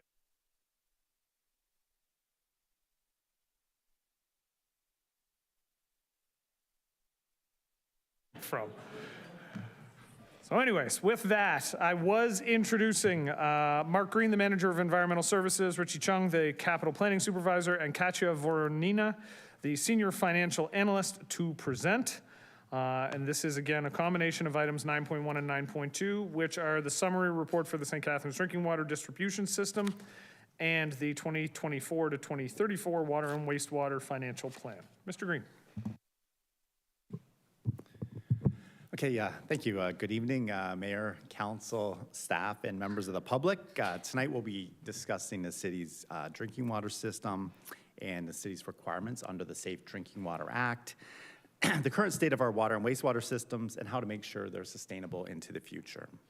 This presentation is related to both items 9.1 and items 9.2 on your council agenda this evening, including the proposed 2024 to 2034 Water and Wastewater Financial Plan. So for some background, back in 2000 in Walkerton, Ontario, there was a waterborne illness outbreak which led to multiple deaths and thousands of people getting sick. And it was due to a series of unfortunate events and poor decisions related to the town's water system. There was an inquiry led by Justice O'Connor to examine the events, and he made recommendations to ensure that wouldn't happen again, and that led to the Safe Drinking Water Act in Ontario and the genesis for our current drinking water protection framework. So now Ontario uses a multi-barrier approach, ensuring drinking water anywhere in Ontario is clean and safe. So some of the requirements are mandatory licensing of municipal water systems, sampling and analysis, reporting any adverse test results, operator certification and training, and a statutory standard of care. You'll see as part of item 9.1 a summary report on the drinking water system for last year. The city, we have a quality policy, and the policy has three parts to it. The first is ensuring a consistent supply of safe, high-quality drinking water, continually improving our drinking water quality management system, and then meeting or surpassing all applicable legislation. You'll see in that report last year, staff took over 8,000 water samples. The staff working on the system are certified by the Ontario Water and Wastewater Certification Office, which includes mandatory testing and training requirements, and using accredited laboratories for all samples. Section 19 of the Safe Drinking Water Act includes a statutory standard of care. So council should be aware of this as councilors. Council is considered to be the owner of the drinking water system. And there's two requirements to it, or two parts to it. So the first is anyone making any decisions about the drinking water system are required to exercise the level of care, diligence, and skill that a reasonably prudent person would be expected to exercise. And second, to act honestly, competently, and with integrity, with a view to ensuring the protection and safety of users of the municipal drinking water system. Council does not need to be experts in drinking water and can rely on the advice from professionals such as engineers, lawyers, or accountants. Thanks. So each year, the city is inspected both by inspectors, drinking water inspectors from the Ontario Ministry of the Environment, Conservation and Parks, as well as a mandated third-party audit. So pleased to report that we are in full compliance with the requirements of the Safe Drinking Water Act, and also in full conformance to the Ontario Drinking Water Quality Management Standard. So council and residents can be confident we're meeting all of our requirements under the Safe Drinking Water Act, and that the tap water that we drink is clean and safe. So that's the good news, but obviously we do have challenges with these systems. So each year the city averages around 100 water main breaks. We have, capital construction projects to help deal with that and replacing some of the older water mains.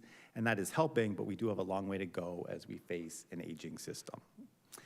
And it's important to make the distinction that although we're meeting all of our regulatory requirements on an operational level, there still are challenges in terms of infiltration, too much stormwater getting into our sanitary sewers, and water loss. So, for example, leaks from water mains. To date, the city's undertaken a number of projects and programs, both to reduce infiltration and water loss. However, further efforts are required. Currently, the city remains largely reactive, although we have made some small steps to become more proactive, such as our improved water main and hydrant flushing programs. Staff are continually looking at ways to be more proactive and maximize the service life of our assets. And as I said before, so as we are meeting all our regulatory requirements, one of the big challenges we have is our infrastructure deficit, specifically for our water and wastewater systems. Probably not news to council. So the replacement value of all our assets is about $7.2 billion, and 46% of that is our water and wastewater. So those are huge asset classes for the city. And for those two asset classes, they're funded through water and wastewater rates. As a refresher, during the asset management plan update, it identified an infrastructure backlog of over $400 million for water and wastewater assets. As you will hear about as part of the development of the proposed financial plan, there was an attempt to try and address this backlog. I should note that this infrastructure backlog does not relate to, is related to keeping the infrastructure in a state of good repair. It does not include things like increasing service levels, dealing with climate change, or expansion in terms of infill or development to increase the capacity of the system. And as you all know, we are facing pressures from growth, climate change, and demands for higher service levels. I will now turn it over to Katia, the Senior Financial Analyst, to provide more details on the recommended path forward. Thank you.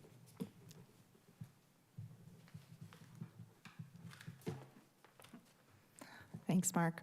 So having looked at the background, where this leads us is to the financial plan, which is required by legislation for the city to hold a license to resell water. So the license to resell needs to be renewed every 5 years, and the existing license of the city expires in 2024. So in order to renew, there are 5 requirements, and these are detailed on the slide above. Out of the 5, 4 applied to the city, and as you can see, 3 have been met. The last one that we need to meet is what we are discussing tonight, and that is a council resolution to approve a water and wastewater financial plan. With council approval, this document can be used for future reconfirmation budget years and future budget development. It's important to note that this financial plan does not bind the budget process.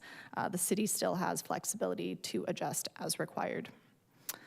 Beyond being required for license renewal, the financial plan will help the city by serving as a guide to ensure that we have sufficient funding to continue to align to the Safe Drinking Water Act, new legislation, and to address any operational items. In terms of the financial plan requirements, OREG 45307 requires the following from us. So that's approval via council resolution of the plan, stating the financial impacts that we have considered, a minimum of a 6-year forecast, inclusion of itemized financial statements, and that the financial plan be available to the public and also be submitted to the Ministry of Municipal Affairs and Housing.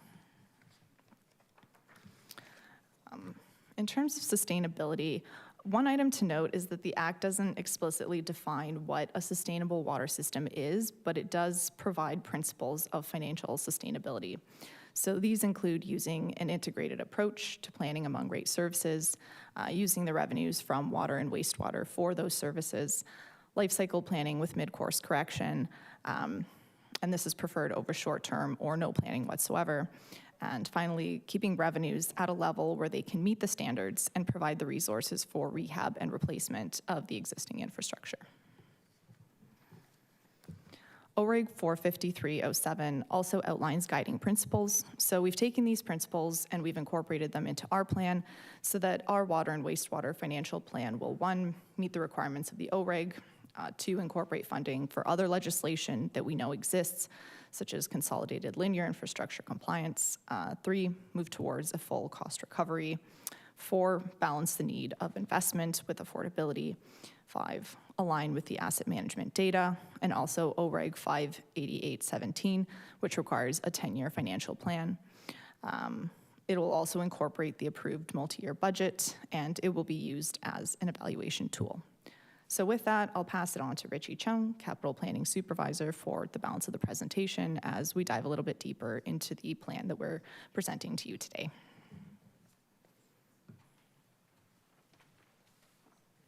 Thanks, Katya.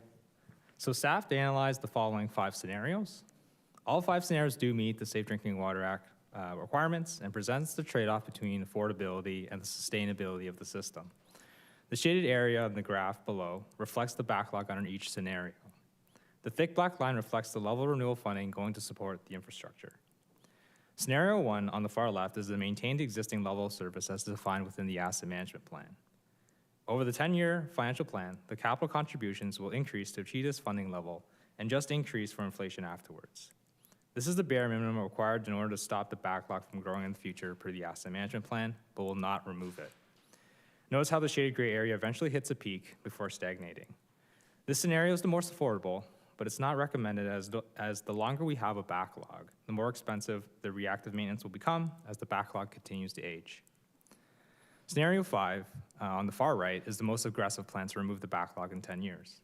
As you can see by a black slanted line, the capital funding levels will be increased in order for total backlog removal at the end of the 10 years, as seen in the shaded gray area going down to 0. This is also not recommended due to affordability concerns and is not realistic from a logistics perspective. Scenarios 2, 3, and 4 balance the two sides between affordability and sustainability of the system. We're recommending scenario 3 as it provides for the removal of the backlog over a term of 35 years, which is below the average useful life of the system's pipes, which is usually around 60. Achieves the recommended funding levels of the asset management plan and is able to be sustainable when incorporating the region's increase of 7.15% on the system, whom is our wholesaler of the water and provider of sewage treatment. If this plan is to be followed, by year 36, our system will be sustainable based off the asset management plan and achieve full cost recovery under the legislation. As a reminder, the approval of the financial plan and the respective scenarios do not commit council. The city will still need to make that decision during the budgeting process. As seen in this graph, scenario 3 will increase the contributions to our capital program over the 10-year period in order to achieve the recommended funding levels in the approved asset management plan. This is seen in the green line moving up to match the blue. If we were to continue with the existing status quo, we can see in the red line that we will be underfunding the system and increasing the backlog and increasing the risk of the failure of the system. Scenario 3 is the balanced proactive approach to align to the Safe Drinking Water Act as we set out on a path forward to achieve sustainability of the system in a time period that is manageable for the ratepayers and the system. Now let's look at the impacts of the water and wastewater rates over the course of the plan. The rates will increase the average annual bills from around $1,200 to $2,600 in 2034. Every year we display the impacts to the average consumer with the water bottle comparison. The average case of 24 water bottles is $4.35 in 2024, and for just drinking the equivalent water, it is still significantly cheaper, going from 8 cents to 19 cents. And when including the daily usage like bathing, laundry, and dishes, it goes from $2.54 to $6.03. And keep in mind that the $6.03 is the cost in 2034, which is 10 years from now. Likely the $4.35 for the water bottle will likely to continue to increase over the span of 10 years. Another measure we use is how we fare against our comparators, and which we'll see on the next slide. So the graph shows our Niagara comparators and their 2024 proposed or approved rates, with the exception of one municipality, which was still in 2023. As you can see from the blue line, St. Catharines' proposed 2024 water and wastewater rates are still below the average, and we're third from the bottom. Additional increases to support the sustainability of the water and wastewater system is not unique to the city of St. Catharines, as in 2024, on average, our comparators increased their rates by 10.42%. Staff also reviewed the comparative municipalities and what their proposed water and wastewater financial plans were presented. They range as low as 1% to as high as 19.5%, and we were right in the middle with what we're proposing. While these plans are not necessarily comparable due to different assumptions being used that does not reflect the actions made, municipalities recognize that the system is underfunded.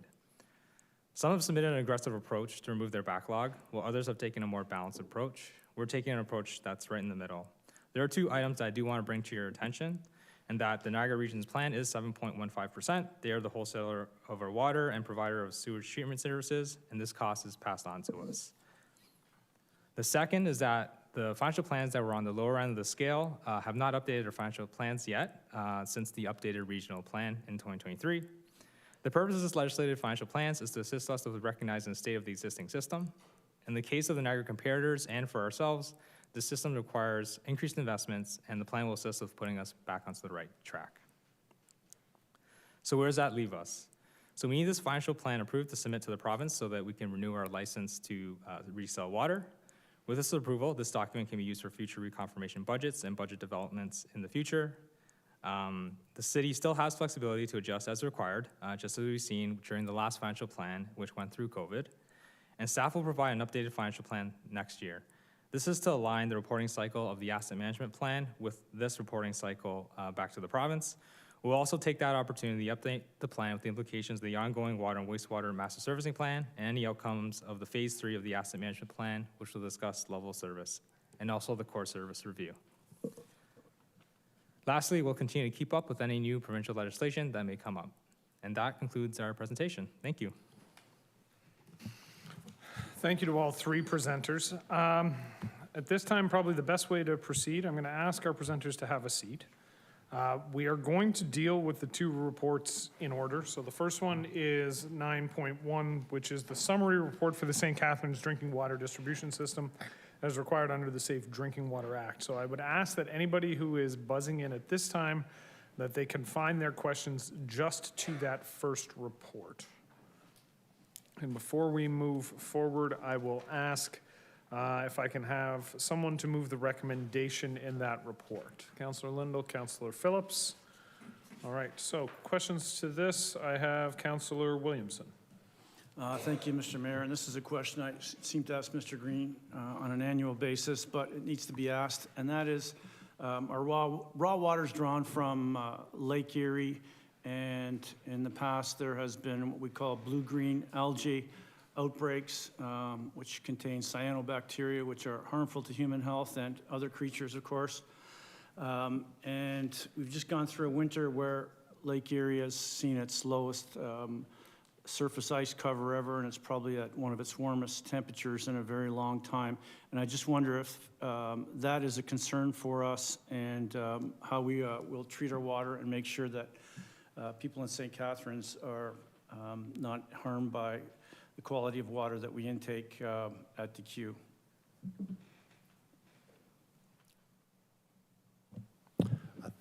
Through you, Mr. Mayor. Yeah, thank you for that question.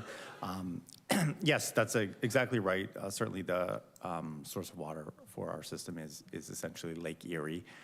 As I mentioned in my presentation, the Drinking Water Protection Framework in Ontario is this multi-barrier approach, which goes to like keeping pollution out of the sources of our drinking water, monitoring it through, doing the treatment, then obviously our part on the distribution, as well as kind of monitoring and reporting. When it comes to blue-green algae, it definitely is monitored to make sure they're aware of it. It's the region's treatment plan at the Q can essentially treat for it if it is there, but trying to avoid that as much as possible, is ideal. But you're right. These type of things are at least indirectly kind of related to climate change. This is kind of an emerging threat that historically wasn't, really around, that we're probably gonna have to look more at into the future. So it's definitely being monitored. Right now, there's no direct, health risk to our water system. So I want to underscore that.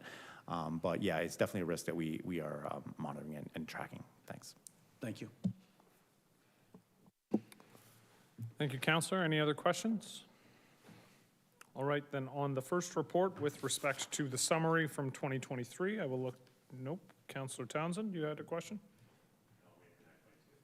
He's just trying to jump in early. I see you. All right, we will look to the clerk to call the roll. Councillor Lindell. Yes. Councillor Phillips. Yes. Councillor Dodge. Yes. Councillor Garcia. Yes. Councillor Ratzlaff. Yes. Councillor Stevens. Yes. Councillor Kushner. Yes. Councillor Harris. Yes. Councillor Miller. Yes. Councillor McPherson. Yes. Councillor Townsend. Yes. Councillor Williamson. Yes. And Mayor Cisco. Yes. And that's carried. All right, now on to 9.2. I'm going to let Councillor Townsend go first, regardless of who buzzes in. Thank So you, Chair. I'm just going to hold 1 second, though. Can I ask for a mover and a seconder for the recommendation as it stands? Councillor Williamson, Councillor McPherson, wonderful. Councillor Townsend, you have the floor. Thank you, Chair, through you. My question is in regards to, they proposed an annual rate increase for the next 10 years. And I can see that that is indicated within the water at 10.7, but then there's a decrease of about 3.1% in wastewater. I'm concerned with decreasing the rates around wastewater. And I'm wondering if staff can kind of comment on the decision to decrease the wastewater rates down to 7.2, starting in 2027. Through the mayor. So with regards to what was presented in the multi-year budget for 2025 and 2026, there was additional legislative requirements that was required for the wastewater system. And then we were building off of that. And it was reduced as the plan at the end of 2026 was able to address those legislative requirements, and then going forward past to the 8 years for the remainder of that 10-year plan was mostly focused on capital. Thank you. I guess through you, Chair, we did see up on the screen that there's obviously a few options with a 35-year option to address the infrastructure challenges. Would it not have been best to kind of keep it around that, the combined of a 9.8% and maybe consider a 30-year kind of plan? Would that, based on my math, that would align and keep it under 10%? Man, maybe I'm incorrect on that. There's certainly a variety of different methods that we could have utilized with regards to how long we want to address the backlog. All these plans are within the 10-year financial plan period, just because that's what was recommended within OREG 58817, which is the act from the province for the asset management planning for municipalities. Thank you, Mr. Mayor. I'm okay supporting the 25-26, but I'm not okay with, dropping that by 3.1% in wastewater. I believe that, there's no reason why we can't have that, say, at 8.2 to bring it up, keep it aligned with the combined. Is that something that would impact getting any type of approvals through the province, through you, Chair, to staff? I think Ms. Douglas wants to jump in. Yeah. Thank you, through you, Mr. Chair, to the councillor. When we're looking at what's being proposed in the water and wastewater financial plans, we do have the rate increases of just under 10% in the next current year and the next 2 years. And as staff indicated in the presentation, we are going to be redoing the water and wastewater financial plan again next year to align with the asset management plan. So if I could make a suggestion with regards to your recommendation, and that we could potentially look at that 30-year and looking at the water, the wastewater level when we come back with the information when we bring the update forward to council next year. Thank you, Chair. Through that, I'm hoping, can I make a note on this on the motion, the recommendation here, just to report back for next term to kind of highlight a plan with that wastewater aspect included in there? Looking to Councillors Williamson and McPherson, is that friendly just for a report back? Okay, so that's friendly. Thank you. All right, thank you, Councillor Townsend. Councillor Garcia.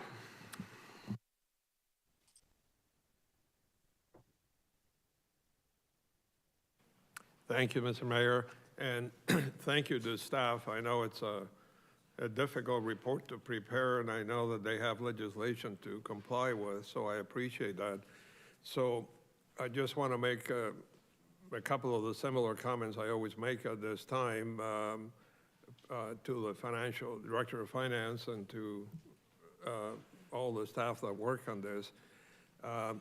It is a really hard sell to our residents because, of course, everybody looks at it and feels, you know, we're using less water, we should pay less, and we will never totally get over that. But I just say that it's so critical that every year that we try to explain the bill as much as possible to our consumers, because they're very high increases, and I know that we're sending flyers out with the tax bills, and that's critical.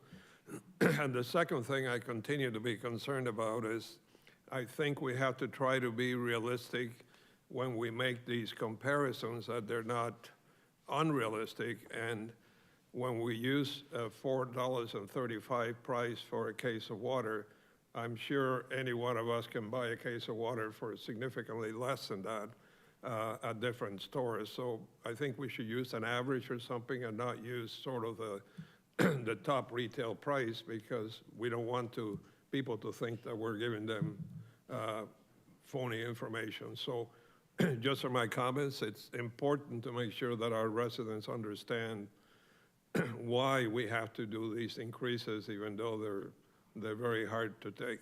Thank you. Thank you, Councillor Garcia. Are there any other comments?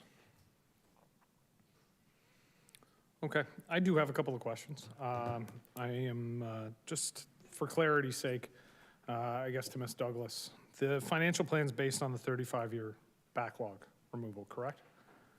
Through you, Mr. Mayor, that's correct. Okay, I'm just curious, how long estimate do we think it took to create the backlog? Through you, Mr. Mayor, I would say several decades would be a reasonable estimate that the backlog was created. 6 or 7, perhaps? Sure. Maybe longer. So this is a long-standing problem that's been created over the last century of the city not funding the system adequately. With respect to the pipes in the ground specifically, what's the average lifespan of the pipes in the ground? And I'm thinking specifically of the pipes that we're putting into the ground today. I realize that it varies. We pull clay pipes out of some parts of the city which are 150 years old, and I'm amazed, but cast iron I know has a different life. The pipes we put in today, what's the average lifespan? Mr. Smith? Through you, Jim, there. It's approximately 80 years for the newer materials, PVC. The older pipes that we still have in the ground, like ductile iron, have a useful life of about 50 to 60 years. And other materials vary in between those two ranges. So somewhere between 50 and 60 and 80. Now, do we actually know the lifespan of PVC, or is that just our best estimate at this point, given when PVC was developed and started being implemented? Through you, Mr. Mayor, that is correct. That is our best estimate at this point. And that's the low-end best estimate, correct? Correct. I'm trying to think like an engineer right now. Correct. Right. So my point in all of this is, I think, you know, based on Mr. Smith's comments right there, with respect to, you know, the technologies that have been used having lifespans of 50 to 60 years, and newer technologies having lifespans of really minimum 80 years for the vast majority of the infrastructure that's involved in the water network, that although I appreciate a 35-year backlog removal forming the basis of our financial plan, I think that it puts additional stress on residents at a time when very clearly we've heard from a variety of folks in our community that they can't afford additional stress. And given the average lifespan of the pipes in the ground that were put in the ground previously, I would argue that we should be looking at a longer backlog removal time period with respect to this financial plan.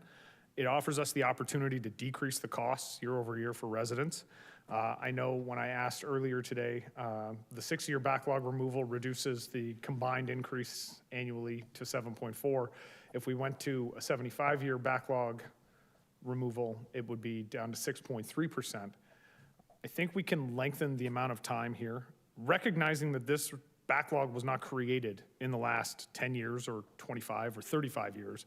This backlog was truthfully created over the last century.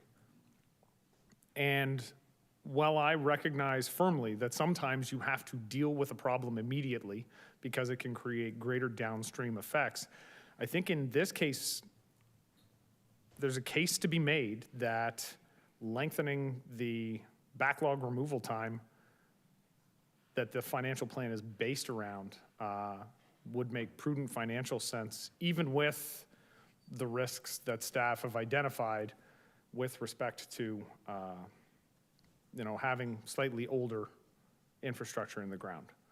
So I will leave it with council at that. I will say I won't be voting in favor of the recommendation on the floor, as it's based around that 35-year payback period. Am I correct, Ms. Douglas, in saying that when the water wastewater plan is presented to us next year, it could be based around a different number, or do we have to pick that backlog removal time period for the purposes of this evening? Through you, Mr. Mayor, with regards to the current water and wastewater financial plan, we do need to submit a plan to the province. So whether or not council is in favor of the current 35-year backlog removal, a plan put before them, or whether it's another plan, we would need to put something in front of the province in order to renew our license. As I did indicate previously, there could be alternative scenarios that we could bring forward as we're going to be relooking at the plan again next year. So, and I would mention to council that you do have rates approved for the current and next 2 years with regards to water and wastewater at this time. And understood with respect to 25 and 26. Well, then I will rephrase. I will vote in favor of this, but I would add as a direction to staff that staff very clearly and well in advance of any pending deadlines bring forward multiple scenarios, recognizing that we have to pass this tonight. Am I correct on that? The way we've timed things out? Through you, Mr. Mayor, we do need a motion of council this evening. If there was additional information that needed to come back, we could indicate that in our submission to the province, but ideally having something approved this evening would be the best scenario. We have a deadline of April 3rd. That's correct. So I would suggest then that when those decisions are made, when that further report with those decision points are being brought forward, that they be brought forward well in advance of any deadlines so that we're not up against the wall having to make a decision without being able to get that additional information. With that, Councillor Kushner, you have your hand up. Yeah, I'll pass, Mr. Mayor. All right, thank you, Councillor Kushner. Councillor Townsend for a second time. Thank you, Chair. I just want to clarify with the wording on mine. That staff report back Q1 2025 on an alternative plan to address the backlog scenario. So similar to what you were mentioning, with an alternative approach presented to council. That encapsulates, I think, both of our points. Thanks.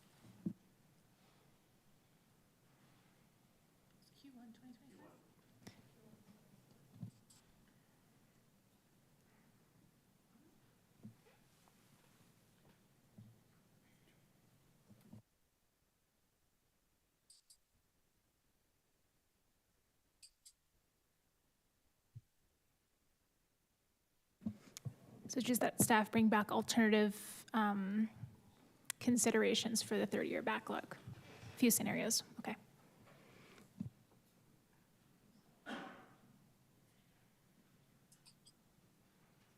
No, we're gonna, that's not the language we want either. That staff bring forward alternative scenarios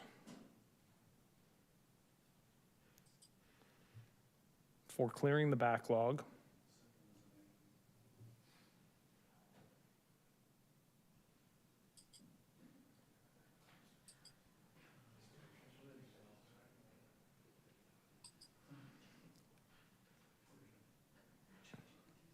inclusive of sooner than 35 years and 60/75 years.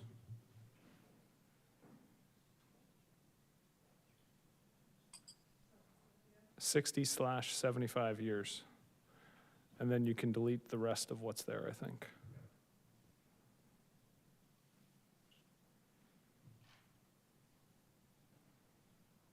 Wonderful. All right, I will look to the clerk to call the roll. Councillor Williamson. Yes. Councillor McPherson. Yes. Councillor Dodge. Yes. Councillor Townsend. Yes. Councillor Garcia. Yes. Councillor Stevens has, he actually stepped out. Councillor Ratzlaff. Yes. Councillor Harris. Yes. Councillor Kushner. Yes. Councillor Lindell. Yes. Councillor Miller. Yes. Councillor Phillips. Yes. And Mayor Cisco. A qualified yes. And that's carried. That was for you, Councilor Garcia. All right, item 9.3, Office of the Chief Administrative Officer, 2023 Beach Strategy Update and 2024 Considerations. Before discussing the report, I will call on Mr. Oakes, the CAO, to provide introductory comments. Thank you, Mr. Mayor. This report is essentially an update of the 2023 program, providing council with some stats of how the program worked in 2023. As we were bringing forward and what we have done in past years, we do meet with the ward councillors ahead of the council report. And when we did so, one of the issues raised was, or there were two, in fact. One was the residential permit, the cost associated with, as well as another issue specific to Lakeside parking lot, which is overnight parking. The overnight parking scenario was reviewed as part of the 2023, and staff will be bringing a report back in the future. I don't believe if it's the next meeting or the meeting thereafter, on bringing forward a penalty for overnight parking infractions in the Lakeside lot. That's specific to address some of the concerns that had been identified in Port Dalhousie over the last several years for individuals leaving vehicles for long periods of time. So that will be coming forth. That's part of, that would be a new rate and fee, so it's subject to a public notice and public meeting. So that'll be coming forth in the future. We also, as council is aware, all of the rates and fees and the budget and associated elements have all been approved for 24, 5, and 6. However, if, and we provided some alternative language, if council chooses to amend the rates for the residential permit passes, we provided language in the report to allow that to happen. So that's what's in front of council tonight. Now, thank you, Mr. Oakes. Now, at this time, Councillor Garcia, I was going to go to our delegates. Sorry, I just wanted to ask the question, Mr. Mayor, of Mr. Oakes regarding what he said about a report coming back. Okay.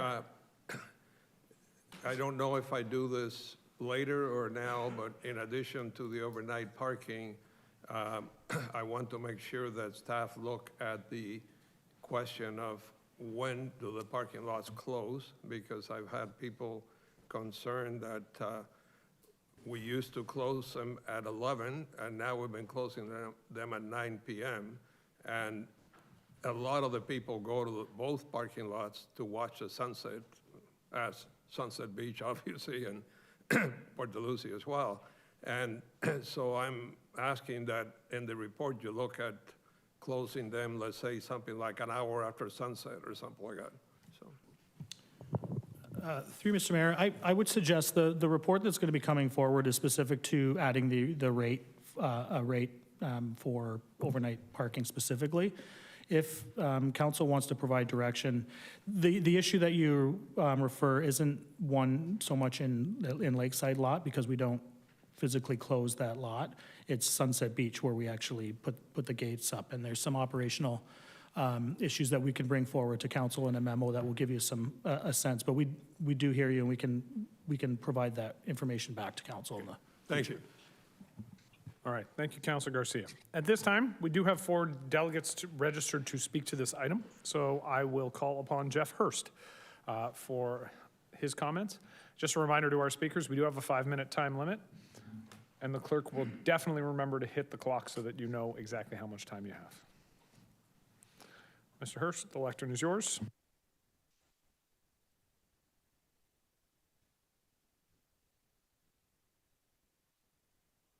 My name's Jeff Hurst. I live in the Hague neighborhood.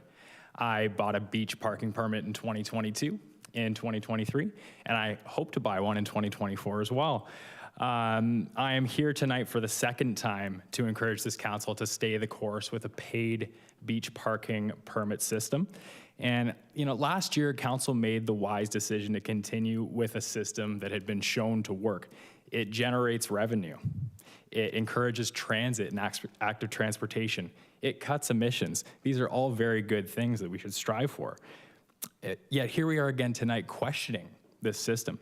Meanwhile, paid parking remains in effect without question at the downtown parking garages, at Montebello Park, on Locke Street, even here at City Council, at City Hall. The list goes on.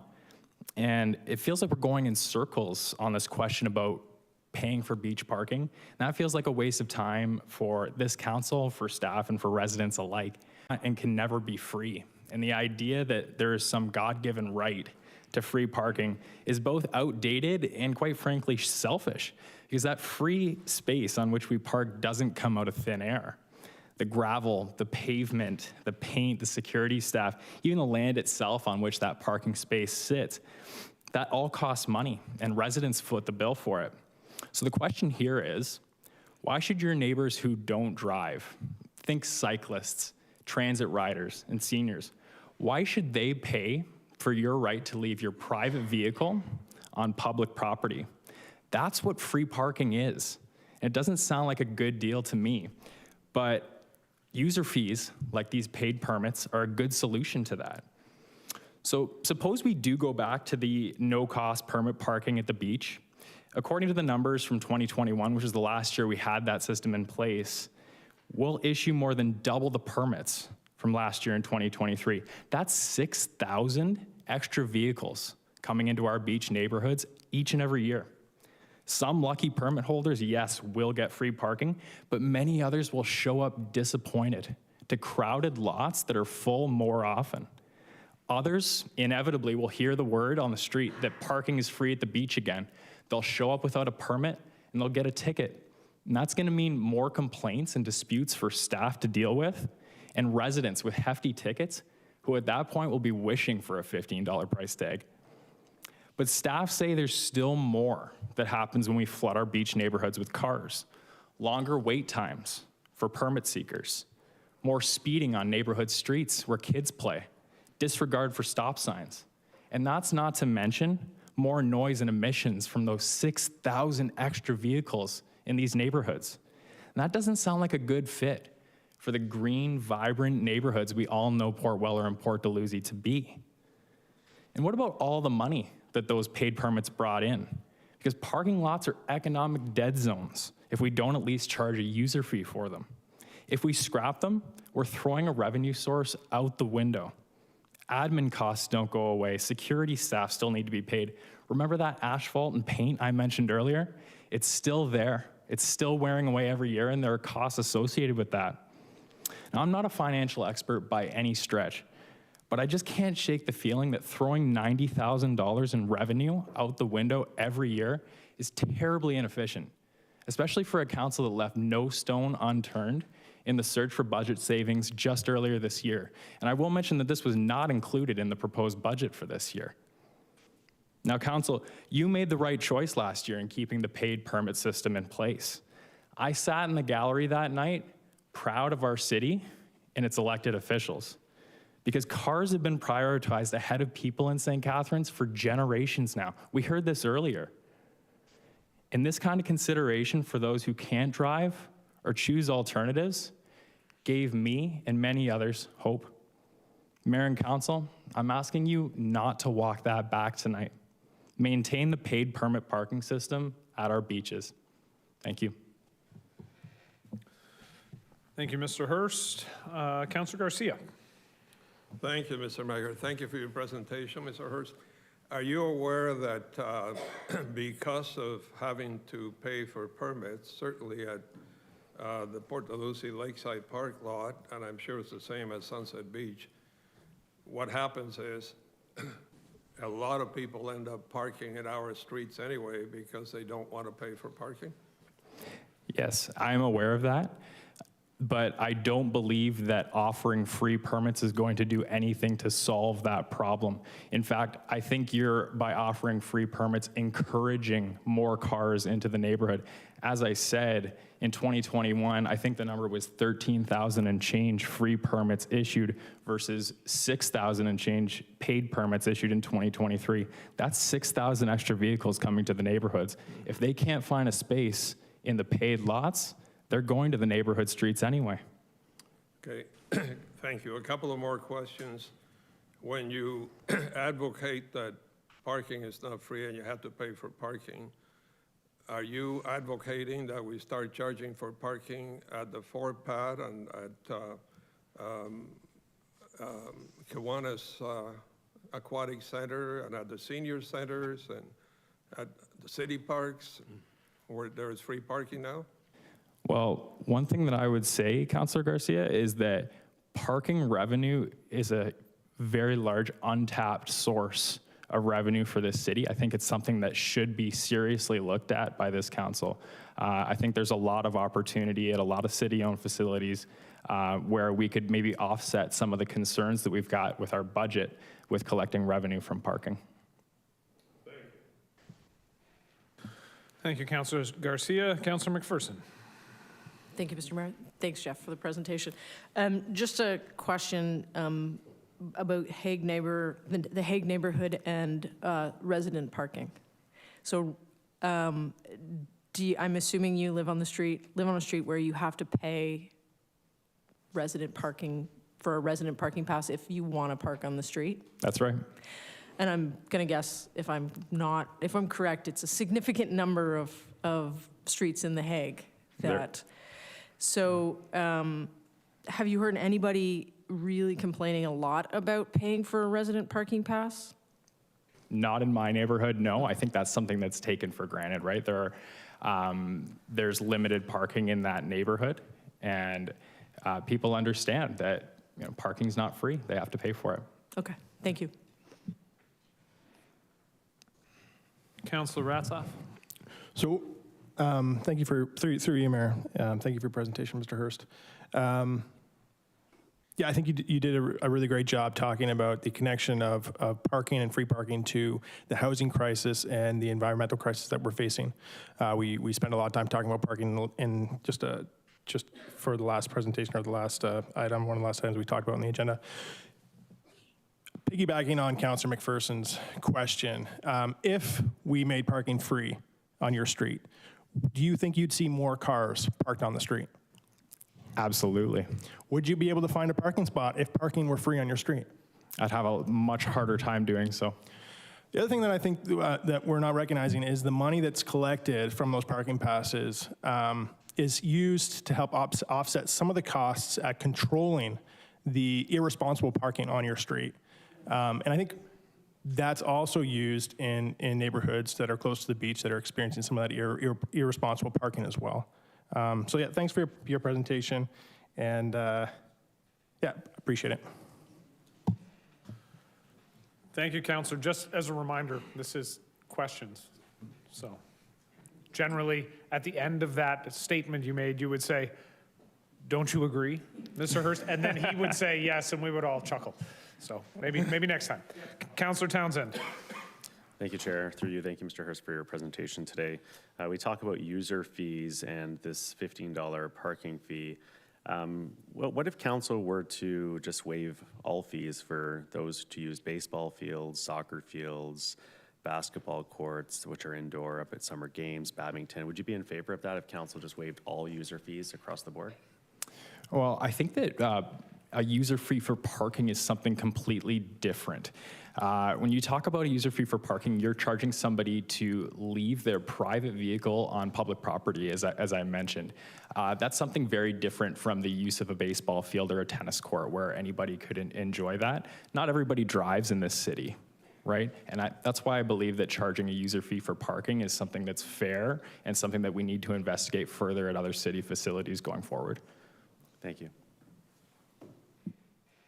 Thank you, Councillor Townsend. Councillor Phillips. Through you, Mr. Mayor. Prior to COVID, parking at both beaches was free, and it wasn't a problem. And because of COVID, we decided we were going to charge for parking. It was my interpretation that once COVID was over, then we would release that and parking would be free again. To get my question in, are you aware of that? I am aware of that, sir, but I am not in agreement that there was no problem with this. I think that not charging for parking at the beaches at that time was a missed opportunity. As I mentioned previously, there's ample opportunity for parking revenue that the city is not tapping into that it should investigate. Okay, and also our recreation master plan indicates that there are some situations where we should allow our residents access to something that is free. Our parks are free. I don't know if you agree or not, you can answer that, but I see the beaches as being a form of park. And if, we'll say Lester B. Pearson parking is free. If a beach is a park, to me, that should be free also. Do you agree or not? Well, you obviously don't agree, but I'll ask that question just to say it's a question. Well, Councillor Phillips, I absolutely would agree, but there is no fee, as I understand it, to access the sand of the beach, right? You can easily walk onto the beach. You can step off a bike or a bus. You can walk to the beach, and there's no fee for using that facility at all. So basically, you want to penalize people who drive? I'm not saying penalize. I am saying incentivize other forms of transportation and enact a user fee for people who leave their private vehicles on public property. Well, thank you. Thank you, Councillor Phillips. Councillor Miller. Thank you, Mr. Hirsch, for your presentation.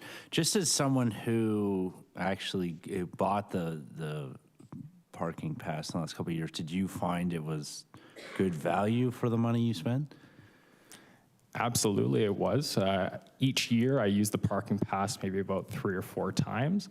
If I'm not mistaken, and I might get this figure wrong, I think the per hour fee was $3 for parking, so I think I would have easily exceeded $15 had I not bought the annual permit. So yeah, value for money, absolutely. Yeah, and I think that's the experience most of us heard about, was that the actual rate per use went down, significantly down.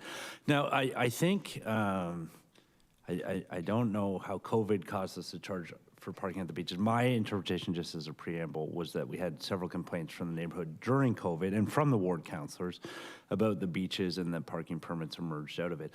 Now, we have in this report some information about the status of the beaches, what's going on at the beaches, and specifically the need for security, which is where a lot of this funding was to go towards. Could you just touch on what was your experience actually using the beach this year as a user, I guess specifically with regards to safety and your ability to enjoy the beach? I would say that the addition of having the security personnel on the beach was a very wise decision. I think that they contribute to a safer, more enjoyable environment for all beachgoers. And if we can help offset some of the costs associated with maintaining those security personnel with revenue from the parking generated from the permits, I think that's very positive. Okay, thanks. It's always good to get that individual perspective. Thanks. Thank you, Councillor Miller. Do we have any other questions for Mr. Hurst? Seeing none, Mr. Hurst, you can exit the hot seat. And council will now hear a delegation from Alex Ganasini.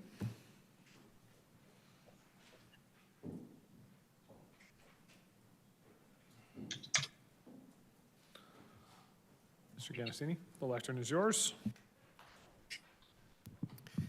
Thank you, Mr. Mayor. Thank you, Council. Mr. Hurst did an excellent job presenting, and I'm going to cover a lot of the same ground as him. As he stated, free parking is not free. It's really just subsidized. There is a cost, the most obvious one being maintenance. In this specific case, also administration. In the report by staff, they have to hand out these parking passes, whether they're free or not, and that cost does not go away. Of course, the asphalt, the paint, the physical infrastructure also needs to be paid for, whether or not we're actually charging people for it when they use it. When we don't charge users, we're charging everybody, and that means people who don't have a car, people who aren't going to that beach at all, are all paying for that infrastructure, regardless of if they use it or not. And in this way, it's an entirely unequal charge. So our budget in St. Catharines is notoriously off balance, I guess you could say. A lot of things seem to be getting cut from the forestry department, as we saw in the last few weeks in the outlash of that cost. So if we're giving up the revenue of these passes while maintaining the maintenance and administration fees, what services are going to be cut? Are roads going to be crumbling more? And, like, we do not have a good budget here to start cutting like this. It really makes no sense from a fiscal point of view, in my opinion. There's also the less obvious cost of free parking, and that's in land use. I think is a very important one. We are in the middle of a housing crisis. We're also in the middle of a climate crisis. Now, the size of the parking lot in Port Dalhousie is nearly as large as Locke Street and that commercial core itself. How much economic prosperity does that center bring us versus that parking lot? You'll find that the land use, when it's people rather than just storing cars, is significantly more productive. Could be dozens of families who are now in walking distance to our local businesses, shops, all of that. It's a beautiful place to live. Also at nighttime and in the winter, these parking lots are more or less empty, and the cost of maintaining this extremely valuable land stays there. It's entirely unproductive for a large portion of the year. So last week on Raymond Street, there was an incident where a man was found dead in a residence, and it came out in that they were also using buckets for toilets. And that's the state of housing in this city. And we're still talking about subsidizing parking even more. When storage for humans is already at such a low quality and so unaffordable in this city, it feels like a mixed priority. Council here declared a climate crisis a few years ago. If we're still talking about making parking free when we've also declared a climate crisis, it feels like deep hypocrisy and greenwashing on behalf of City Council. I live very close to both beaches, on Lakeshore and the north end. Biking is really dangerous. The other day, a guy flipped me off just for being on my bike, let alone the actual physical danger of his F-150 coming very close towards me. We have only painted bike lanes there. We do not have good enough sidewalks. The painted bike lanes end as well. I can ride it. I would never ride there with my nephew. My mother would never ride it. Our most vulnerable road users can never use this infrastructure, and so we're all deeply dependent on the parking, which, as I said, is deeply inefficient from an economic point of view. Transit is inconvenient and underfunded. Simple as that. We're talking a lot about building more parking. We're talking a lot about subsidizing parking more. We're not talking nearly enough about providing alternatives to driving. And I believe that in producing a more sustainable, economically, socially, and culturally sustainable St. Catharines, we really need to be focusing on the alternatives. Thank you. Thank you for that. Do we have any questions? Councillor Miller. Thank you, Mr. Ganassini, for your presentation. Just a question. Have you ever walked or biked to one of our beaches? Yeah. And did someone charge you a fee when you got there? No, it's absolutely free. Oh, okay. That's a surprise to me. Okay, Yeah. thanks. Thank you for the theatrics, Councillor Miller. Councillor Ratzlaff. Thank you. Through you, Mr. Mayor. You talked at the beginning of your presentation a little bit about subsidizing parking, and obviously I think there's a difference between neighborhood parks and destination parks. I live close to Montebello Park. There's always been a user fee associated with that park, and no one has ever said that it's not free to go to Montebello Park. And so I just want to address this question of penalizing those with $15 parking fee per year and the idea of subsidizing parking.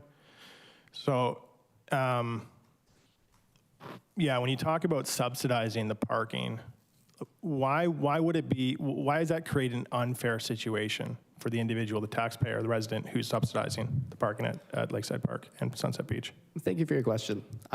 With the $15 fee, or any parking fee for that matter, people who are storing their cars there are the ones who are paying for the upkeep and everything that's associated with actually having that space there. If you are not charging users, then you're just charging everyone in the city like a flat tax for all the parking spots that's now a public burden to maintain. A lot of us do not own cars. As we heard earlier in the discussion of ADUs, many people do not own cars. Many people do not want to own cars. I don't want to own a car, personally. I think it's annoying to have to drive everywhere. But for a lot of people, it's not a choice. They financially cannot afford it. And those are the people that are especially losing when we talk about free, quote unquote, parking.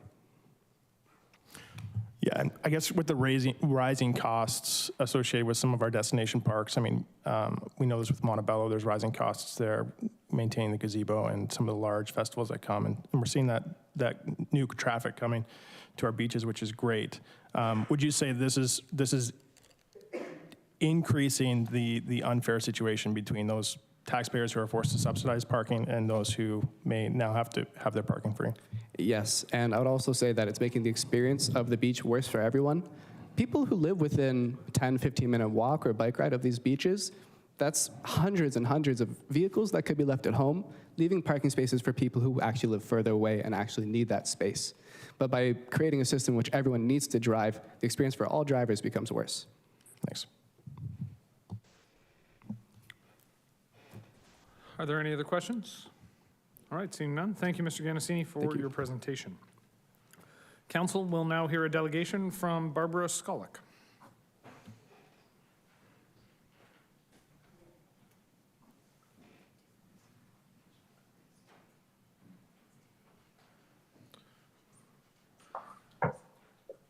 Ms. Ssonix, the lectern is yours.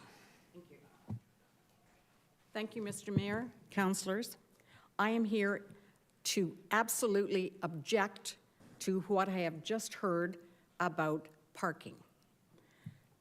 To my view, citizens should be allowed to use Lakeside on Sunset Beach free of charge while outsiders of St. Catharines pay for the privilege. Free paper permits would facilitate this. Let me put it in perspective. The city of Kingston, Ontario, has 600,000 residents, and all of their residents have free parking. They all have permits. Why are we worried about it?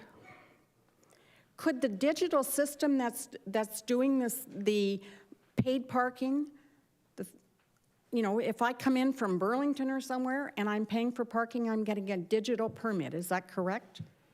Am I right? Yes? No? Do we have a digital system for parking? Thank you. If we have a digital system for parking, why would we not use it for free parking permits for our residents? That takes the emphasis off the staff and it shortens the lines. Like, let's just use our heads on this, people. And the other thing that came to me was that the number of permits that we have for citizens sold over the last couple of years do not reflect the number of St. Catharines citizens that are affected, because we aren't including children, aunts and uncles, grandparents, and so on. If I have a permit, that's fine, and I can bring my 4 children with me. If I cannot afford a permit, then neither I nor my 4 children get to go to the beach. This is our right as Canadians to have access to our beaches. And it's not costing us a whole hell of a lot of money to do that. And the side streets, as has been mentioned in Port Dalhousie and in Port Weller, yes, they are crammed, and it's a pain, I admit. But it's a lot of the people in St. Catharines who cannot afford to pay the $15 that are trying to find a parking spot. I see you disagreeing with me. And finally, as a PR move, no-fee parking permits would perhaps lessen the anger and outrage about the huge tax increases you perpetrated on us last year. This could be a really good thing. You could Advertise it as your way of helping the people in St. Catharines. And with that thought, I will leave you. Thank you, Ms. Oh, Scully. questions? Oh, I'm Yes. sorry. I was just about to say, thank you, Ms. Scully, for your presentation. I have Councillor Townsend. Thank you for your presentation and for coming today. My question to you is, should the city be responsible for maintaining the beaches? Security on the beaches, are you in favor of? Yes, absolutely.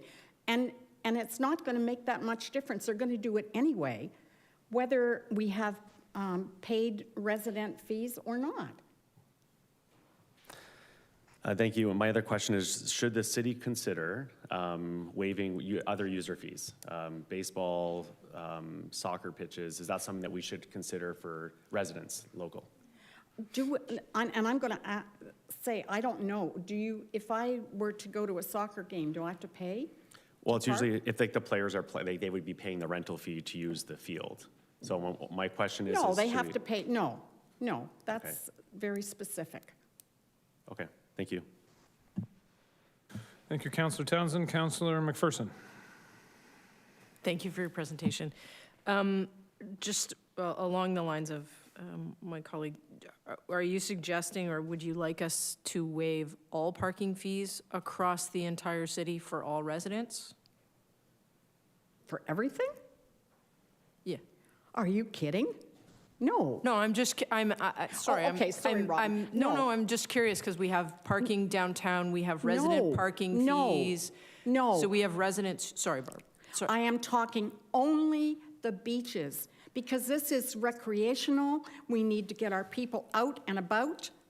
We need to have children have access to water and sand and so on. So no, if I'm parking downtown, I should darn well pay for it. So there's paid parking around Montebello Park. So we should eliminate, I'm just curious, so should we eliminate that as well? I honestly hadn't thought of that before. Okay. I don't think, I'm thinking beach specifically because it's a place that we all want to go on occasion and take our children and relatives and so on. Okay. I hear what you're saying, Robin, but I haven't given it any thought. Okay, thank you. Thank you, Councillor McPherson. Councillor Ratzlaff. Yeah, thank you for your presentation. It was well received. So I pay for the Kiwanis Center and the lifeguards there through my taxes. My kids couldn't swim. One of them, my youngest, still can't. So it's risky taking her to the beach. Thankfully, there's swimming lessons at the Kiwanis Center. However, there are user fees attached to those swimming lessons, even though I've already paid for that facility and that parking lot and everything through my taxes.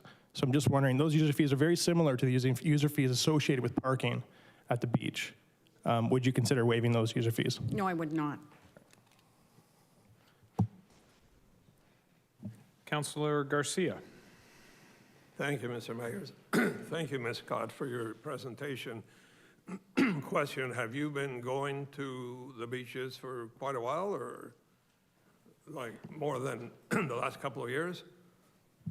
I've lived here 8 years now, this time. Okay. I don't go very often because, quite frankly, I can walk.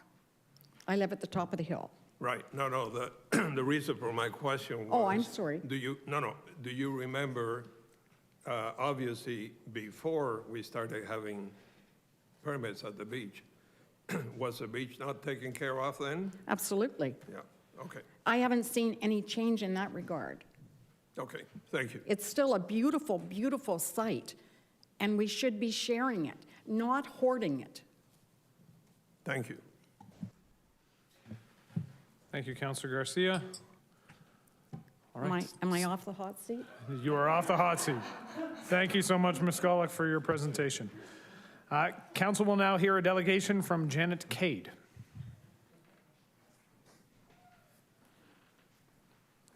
Would Janet Cade be here? All right, seeing that she is not. Then can I get a councillor to move the motion to receive the delegations? Councillor Dodge, Councillor Townsend, all those in favor? Opposed? That is carried. So we now have time for a motion, and I believe Councillor Garcia will be moving a recommendation. If we could put that up onto the screen.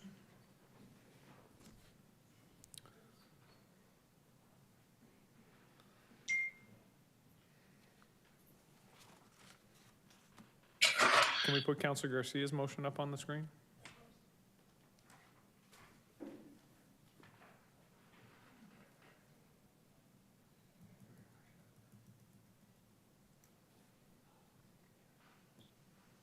There we go. So, Councillor Garcia, do you wish to speak to this now? And sorry, do we have a seconder for this? Councillor Dodge, thank you. That is written right here in my notes. I should have read that next line. My apologies. Councillor Garcia, do you wish to speak now, or would you like to or hold till the end? I'll speak last today. Okay. Councillor Dodge? Thank you, Mr. Mayor. You know, this has been, you know, kind of a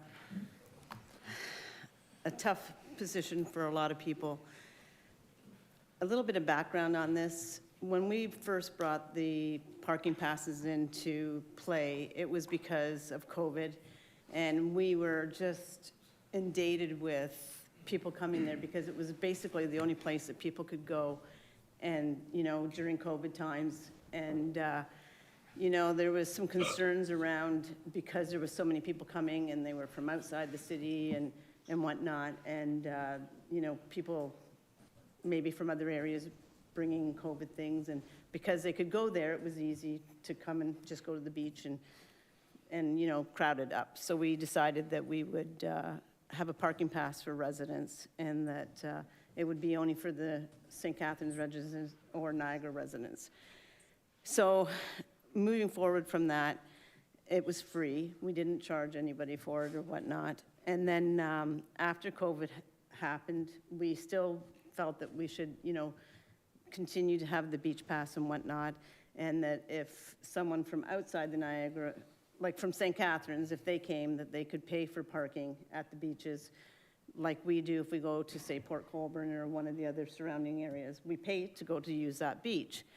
In St. Catharines, there's really not a lot of what we can say as free recreational type activities that people can use, where they, like today, if I want to go down the beach, I can walk down the beach and I can use it, I can enjoy it. I don't have to pay anything. I don't have to pay a user fee. I don't have to pay to swim there. I can go for a walk. I can, you know, hike around there. I can swim. I can just enjoy the sunset, and I can enjoy the fresh air and whatnot. And I know that people say, oh, well, you know, there's all these things with it. But at the same time, there's just nowhere else for people to go where it's truly free for them to go and enjoy an activity in the city. And I think we need to have that so that the people that are less fortunate and maybe can't afford to have their children in swimming or hockey or whatever, where there's a user fee, they can go down to the beach, they can build sandcastles, they can play on the beach, they can swim, and it's free other than the parking. And everybody's saying, well, it's $15 and it's for a year and stuff like that. But some people that maybe are limited on their finances and stuff like that, that $15 might seem like a lot of money to them. And, you know, it's an inhibitor. If perhaps they do swimming with their kids, but, you know, they spend all that money there. So this is an extra that maybe they can't afford. And we're talking about when they go to the beach, we're talking about having people go there passively for the afternoon. We're not talking about having people park 365 days a year, 24 hours a day for free. We're talking about people being able to go and access an activity that they can have in the city for free and enjoy. Some of us can afford that luxury, others can't. And if we just take this away, it was never meant to be, I've never supported that we pay for parking for our residents. I think that it's something that we should keep as a free entity for people. And I hear all the arguments, and I, like everyone else, really want to have, you know, a greener environment and stuff like that. But right now, it's, you know, like I've said this argument before as well. How many people do you see, family of 4, trucking on the bus to come down to the beach with their maybe 2 or 3 kids with a wagon and all the sand stuff and a picnic and all that? It's just, I mean, it would be great if we could do that, but most people can't do that. So they have to be able to go down in their car and park at the beach, unfortunately. And it's like 3 or 4 hours, a passive day thing. It's not like they're living at the beach. And they might only do that maybe once or twice a week, or maybe once a month, whatever. But I still think that we should be able to go down there and enjoy those things for free. All right, thank you, Councillor Dodge. Councillor Williamson. Ready to go? Thank you, Mr. Mayor. First of all, to Councillor Miller's erroneous assertion, at no time have I or Councillor Garcia, to the best of my knowledge, ever advocated for paid parking in Lakeside parking lot. I'm sure our staff can attest to that truth. The other thing that has been said that I also think is incorrect is that somehow paid parking reduces the pressure in the neighborhood. That is absolutely not true. The lived experience has been that cars come down, they want to find free parking, they drive around the neighborhoods endlessly until they find an on-street spot. They've caused problems for local residents, some of whom rely on those on-street spots because they don't have parking of their own, and create a lot of unnecessary traffic. And a person who rides my bike a whole lot and walk a whole lot, I have to deal with the vehicles. And to Councillor Phillips' point, we're a car-centric city, and we got to start taking measures to change that. I fully am on side with that. But the act of making parking paid for in Lakeside Park is not the singular way to do that. We got to look at a more holistic approach. This was brought in as a temporary measure, and I think we can, at this time, go back to the way things were. We can charge outsiders are coming in for parking because it's a destination that they have come from a distance. Local people have paid through their property taxes and other taxes for the amenities and the infrastructure that exist. Lakeside Park parking lot is there. That's a reality. It's a big desert of asphalt. Unfortunately, when it was built, when we got our beautiful new piers put in, we kind of rushed into it. We didn't have a chance to landscape it. Would I be adverse to sacrificing some of that hard asphalt for some greening? I certainly would be in favor of that. A couple of weeks ago, I voted not to close Lock Street because of the extra asphalt that would be pushed through with a 2-lane road brought down to the parking lot.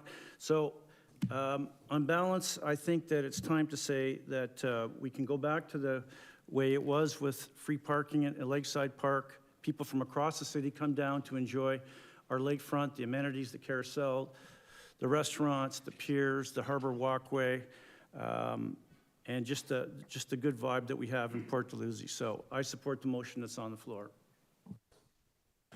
Thank you, Councillor Williamson. Councillor McPherson, followed by Councillor Harris, and then Councillor Phillips. Thank you, Mr. Mayor. I won't be supporting the motion. Residents of St. Patrick's Ward, the downtown, pay for resident parking. They pay annually, I believe it's $54.72, including HST. I could be incorrect, but I think it's something like that. And residents pay to just be able to park on their street and not get a ticket. It doesn't guarantee them a spot. It doesn't guarantee them anything. And in a lot of cases, people are going to other streets to park. At the city, we charge for accessible parking permits. We charge for monthly parking permits in the downtown. We have metered parking. If you go to Montebello Park, if you aren't paying for parking, then you're parking on a neighborhood street where residents are paying to park, because there are meters around Montebello, on Queen, all the way from Midland to St. Paul, Queen to Lake, and then Lake to Ontario. So we have amenities where people are paying to park. People pay to park, as one of our speakers said. They pay to park at City Hall. They pay to park at the library. I appreciate this was initially a temporary measure, but the reality is parking is not free. Because even if we have free parking, and the idea that, out-of-town people will pay for parking, well, we're still going to need to pay for parking enforcement. We're still going to need to have a system to manage those parking permits. We are in a climate crisis. We are in a housing crisis. There is so much information that talks about how parking lots are environmentally detrimental, but they're also wastelands for everyone. They are not used to their most potential. I appreciate the the comments that people, that $15 may be too much for people. But then that would mean that going downtown is too expensive, or going to Montebello Park is too expensive, because I watch every single day families trucking their kids to Montebello Park, putting the money in the meter, not complaining about it, and spending the day at Montebello Park. When there is an event at Montebello Park, or there's an event combination downtown, we actually charge more for parking in the downtown core. So we have to move away from this idea that parking is free. And if we are going to start waiving fees for parking, then we need to start waiving fees for every kind of parking in the city. Thank you. Thank you, Councillor McPherson. I have Councillor Harris, followed by Councillor Phillips, Councillor Miller, and Councillor Kushner. Through you, Mr. Mayor, to the CAO. When are we actually going to engage a parking consultant and come up with an actual plan to modernize our entire parking thing? And is this situation at the beaches going to be included in that? I'll actually direct that one towards the Director of Financial Management Services. Ms. Douglas? Thank you, Mr. Mayor, to the councillor. The city has completed an RFP, and we are in the stages now of working with the consultant to kick off the parking services review for the city. And the parking services review is intended to review parking services and parking operations with across the city, and we would include all existing rates and fees that are being charged and bring recommendations forward to council. Okay, my next question to you, Mr. Mayor, I guess to the Director of Finance. How much money did these beaches generate in parking revenue? Through you, Mr. Mayor, to the councillor. As we indicated, there is net revenue of $90,000, or revenues of $90,000 for parking passes, but overall the beach operations, including all security, parking related costs, as well as violation revenues, for 2023, the net revenue was $127,000. For both beaches? That's correct. Net. So what was the gross revenue?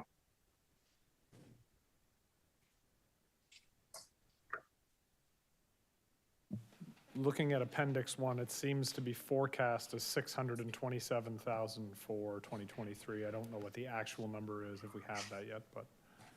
And we're only netting about 127,000.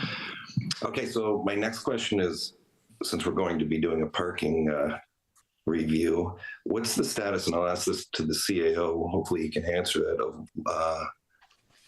of Lockhart Point parking lot? Because I know there was some discussion when that was originally built that that was supposed to be a paid parking to perhaps maintain it. I'm just wondering what the status is. Through Mr. Mayor, so that report came last year to add Lockhart Point as a paid lot. It wasn't approved at council.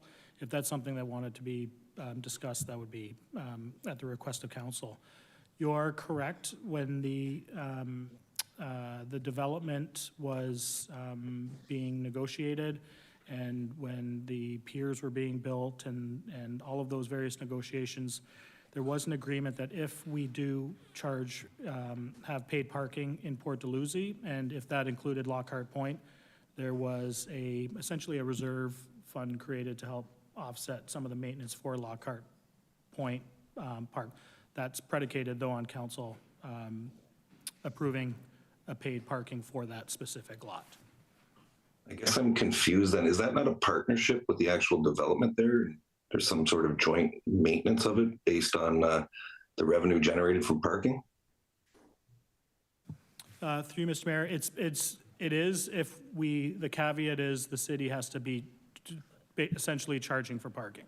So if we aren't charging for parking, there isn't any funding for that agreement. So then who actually maintains it, the city or the person? Through you, Mr. Mayor, I believe it's the condominium corporation that maintains it. Even though it might be an agreement? We might have to move in camera for this conversation. Everybody feel like moving in camera? So, Councillor, we could add a piece in camera, but this isn't related to the beach strategy. At this point, we're moving off from the beaches. So can we ask that you hold the in-camera piece until we get to in-camera and continue on the beach strategy? Well, isn't that parking lot considered kind of the beach since it's very close to the beach? It's all kind of related. Through Mr. Mayor, just for clarity, when the paid parking came, it was specific to Lakeside parking lot. So all of the other, if council were to add paid parking in other lots, they have to be specifically identified. That issue was brought forward last year, and it didn't get approved at council for Lockhart Point specifically. So then with that, Councillor, I would say, no, it's not a part of the beach strategy. It's related to the beach strategy, but it's not actually a part of the beach strategy. So again, would we be able to park that for the time being and add it as a reason to go in camera this evening? We certainly could, Mr. Mayor. Thank you so much, Councillor. Can I go back to my first question because I wasn't really paying attention to the Director of Finance? When exactly are we going to, you said we engaged a consultant, when exactly are we going to get this done? Because this is tangentially related to the beach strategy, Ms. Douglas, when are we expecting? Feel free to answer it. Thank you, through you, Mr. Mayor, to the councillor. The expectation is that we would have a report to council by the end of the third quarter of this year. Okay, thank you. All right, thank you, Councillor Harris. Councillor Phillips. Through you, Mr. Mayor. To the CAO, as far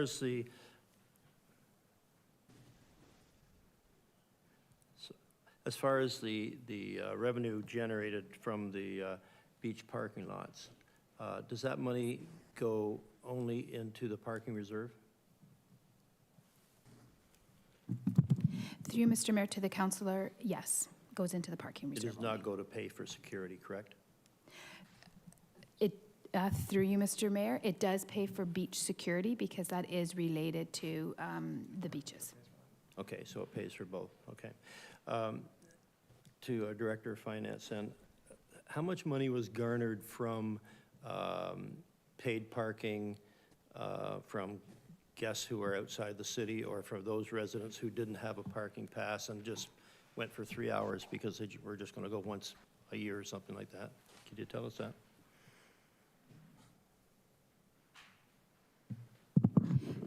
Through you, Mr. Mayor, to the councillor, the revenues from 2023 for non-residents was approximately $385,000. $385,000, and that would include any residents from St. Catharines. That's just from the parking meters.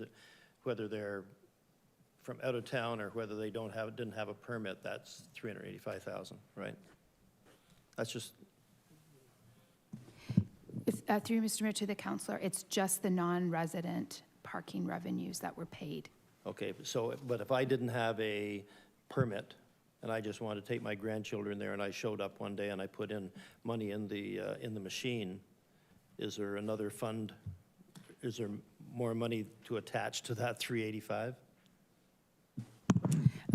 Through you, Mr. Mayor, to the councillor, the other revenues would be the permit revenue, which was approximately $83,000 in 2020. No, but okay. Again, as I said before, in the Recreation Master Plan, it stipulates that we should be providing some type of free recreational activities for the residents of St. Catharines. And I view this as a park, as I said before, and it just has some sand on it. And parks are free to go to for anyone, whether you're driving, walking, cycling, whatever. And that's why I believe that our residents should be, who are inclined to get a permit, should be able to go free of charge. But keep in mind, to the residents out there, we still are going to charge for people who are going to launch their boats at Sunset Beach, or if I forget to get my parking pass and I want to take my grandchildren down to the to the carousel, I will still pay money, and people from outside of St. Catharines will be paying money. So there will be money garnered, as it indicated. Considerable amount of money was garnered last year, and that'll be continued for this year. Thank you. Thank you, Councillor Phillips. Councillor Miller.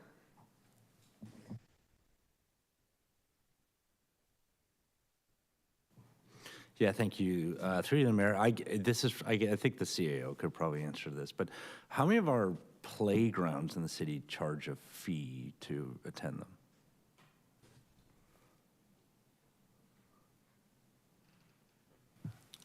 Through you, Mr. Mayor, I don't believe we have any that, I know for a fact we don't have any that would specifically charge. Okay, and then how many of our splash pads do?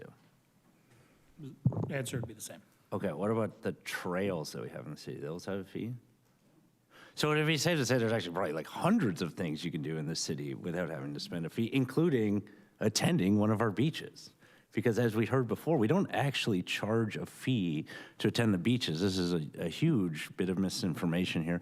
What's interesting about this is that there are the beaches around us, which all charge fees for parking, Long Beach, Crystal Beach, these places. Crystal Beach actually does charge you a fee to attend the beach. So would it be fair to guess, I don't know who could speculate on this or maybe provide some insight, but that some of the issues we had in 2020 were that our beaches were free to attend, as they are now, but they were also free to park at. And in that way, we probably attracted more people because they avoided beaches where there was fees for parking, like, Long Beach and Crystal Beach. Is that a fair assumption for why we saw such an increase in our beaches then? Through Mr. Mayor, I think the Councillor Dodge mentioned it at the beginning. It was really a function specifically related to COVID. And we at that time, the province had essentially brought forward various regulations that prohibited people to travel from certain areas within the province. And at the time, social media was really pushing opportunities in sort of passive recreation, beaches and parks being one of them. But beaches, in fact, were highlighted in several articles, Sunset Beach in particular, which created a massive demand for you. And as council will recall, we had the exact same issue at Morningstar Mill, where we actually had to close the site and location because we just couldn't manage the demand that was in place. So at that time, it was really intended to be a bit of a demand management and a system to help control it. And then, we've continued to adapt as best we can since that point in time. Yeah, and to that end, just to correct a correction from earlier, I never suggested any of the councillors were in favor of paid parking. I just said this whole idea of permitting and having security at the beach was drawn out of complaints from the neighborhood that were then funneled through those councillors, and this is how the permit program, then we saw the problems we had with the permit program the first year, so we had to add staff and additional resources, which is why we added the 25 cent a day parking permit for residential residents. I think, one of the issues, and we've seen it twice already tonight, is that, whether we call it car dependency and things like that. We can't get off of this idea that everyone in the city has a car and that just by charging for parking, we are de facto restricting access to our beach. I can tell you, having worked in social work for a number of years in the city, not everyone in the city has a car, and many people do. I believe former Councillor Porter recounted and shared a video of her attending the beach with all of her buckets and her various shovels and certainly 2 of her children in tow, and documented the experience to be relatively pain-free and certainly fee-free upon their arrival at the beach. So, I think we need to get out of this idea. One of the things I've been greatly frustrated on this during my time at City Council has been our stance on the environment, which tends to be, and I think I heard it again tonight, is that we have to do something about the environment, but not this. This has kind of been the motto, I think, of city councils for about the last 50 years. We have to do something about the environment, but not this. And ultimately, I think that's going to be, unfortunately, what we're repeating again and again and again until, maybe the sea levels finally drown us out. So, we have to do what we can. This is an important step to say we do not need to be a car worshipping or car-centric or car-dependent city, that you can take the bus or, heaven forbid, ride your bike to the beach. Thanks. Thank you, Councillor Miller. Councillor Kushner. Thank you. Thank you, Mr. Mayor. The question I have is, what's the difference between the beach and Burgoyne Woods? I know one has water and one doesn't, of course.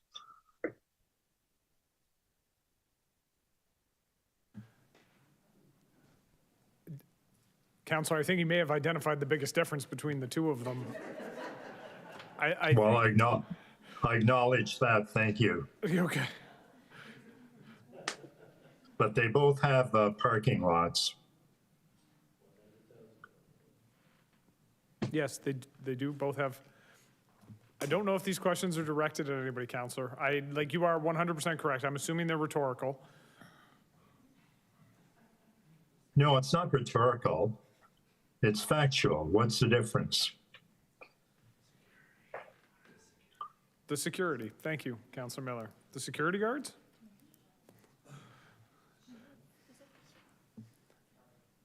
Okay, I gather what you're trying to say, it's the cost of maintaining it. One you have to have is quite labor intensive compared to the other. Is that correct? You have to have security, you have to have other people there. Yeah, I would suggest that is the case, the difference between Burgoyne Woods and Sunset Beach. Okay, and to make the fee more palatable at Lakeside, why would we not direct the money, indicate that the money will not be going into the parking fund, but will be going into improvements in the respective parks? Ms. Douglas? Through you, Mr. Mayor, to the councillor, the parking reserve is a user pay reserve, so any revenues that are generated to that go into that reserve. And currently we have, in 2023, we had the tax levy supporting the parking reserve for approximately $513,000, and in 2024 to 2026, the tax levy is supporting the parking reserve in the amount of $834,000. So therefore, at this time, there is not adequate revenues being generated by parking revenues and parking fees to be charged to other types of reinvestment, such as capital improvements to beaches. And what's the schedule of capital improvements for the beaches? Well, there's currently there soon to be an ongoing project at Sunset Beach worth $4.7 million. Am I correct on that? I got that number right? I'd have to double check, but I think it's in that neighborhood. Okay. That's the most significant project right now that I can think of at Sunset Beach. Well, legally, can we use those monies to offset the capital expenditures at the beaches? So, Councillor, I believe I'm going to take a stab here for Ms. Douglas, but I believe that the parking revenues are directed to the parking reserve because that's the policy of the city of St. Catharines. I don't think there's any legal reason why they would have to be directed to a parking reserve. So I believe we could change the policy if we wanted to, but I'm looking to Ms. Douglas for clarity on that. Through you, Mr. Mayor, with the parking reserve set up as a user pay system, the intent of a user pay system is that the revenues generated cover all the expenditures. And at this time, the revenues being generated by all the parking revenues are not sufficient enough to cover the expenditures. Therefore, staff would not recommend parking revenues going to other, items. However, it is a reserve, and council could make a decision, an alternative decision than what staff would recommend. But from a tax impact, it makes no difference whatsoever. The deficiency would still have to be covered by property taxes. That is correct, Councillor. If we don't direct those dollars to the parking reserve, then we would have to backfill those dollars with levy money. Okay, but the net impact would be the same. That's correct. Thank you. Thank you, Councillor Kushner. Councillor Ratzlaff, followed by Councillor Lindell, Councillor Townsend, and then Councillor Garcia. Councillor Ratzlaff. Thank you, Mayor. My parents lived for a time on Port Elizabeth Ave, and I was close enough to walk to the beach. And I saw the traffic on that street, and I got to enjoy the beach quite a bit. And so I can appreciate why, you know, when something's been free for so long, why it's jarring for you to think that it now comes with a fee. There are a few reasons, I think 2 reasons primarily why destination parks are choosing to charge for parking. So Montebello has always charged for parking, but it's always kind of been a destination park. Balls Falls, Crystal Beach, Dundas Peak. Dundas Peak is $20 a carload. I think Balls Falls is closer to $5 or $8 a carload. It doesn't matter who you are, both those destination parks. I was at Cobourg, the beaches in Cobourg. Cobourg's kind of a beach town, a bit of a larger beach town than Port Dalhousie, but that's all paid parking, and it's more than what it is here in St. Catharines.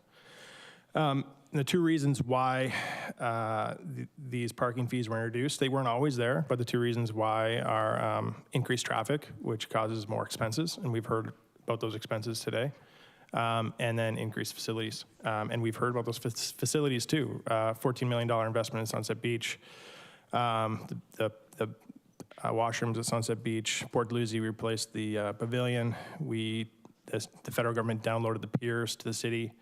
And now with the increased traffic, there's a lot more costs associated with parking.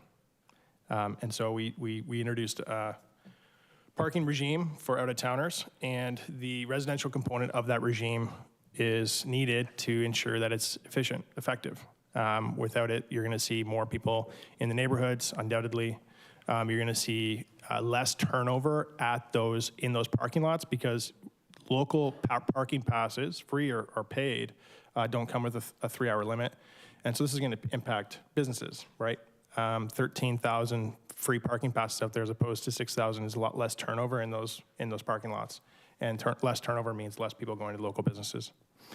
The question, though, is like, how do we make this parking regime fair for all residents? And I think that's a good question to ask. You know, if it's something required to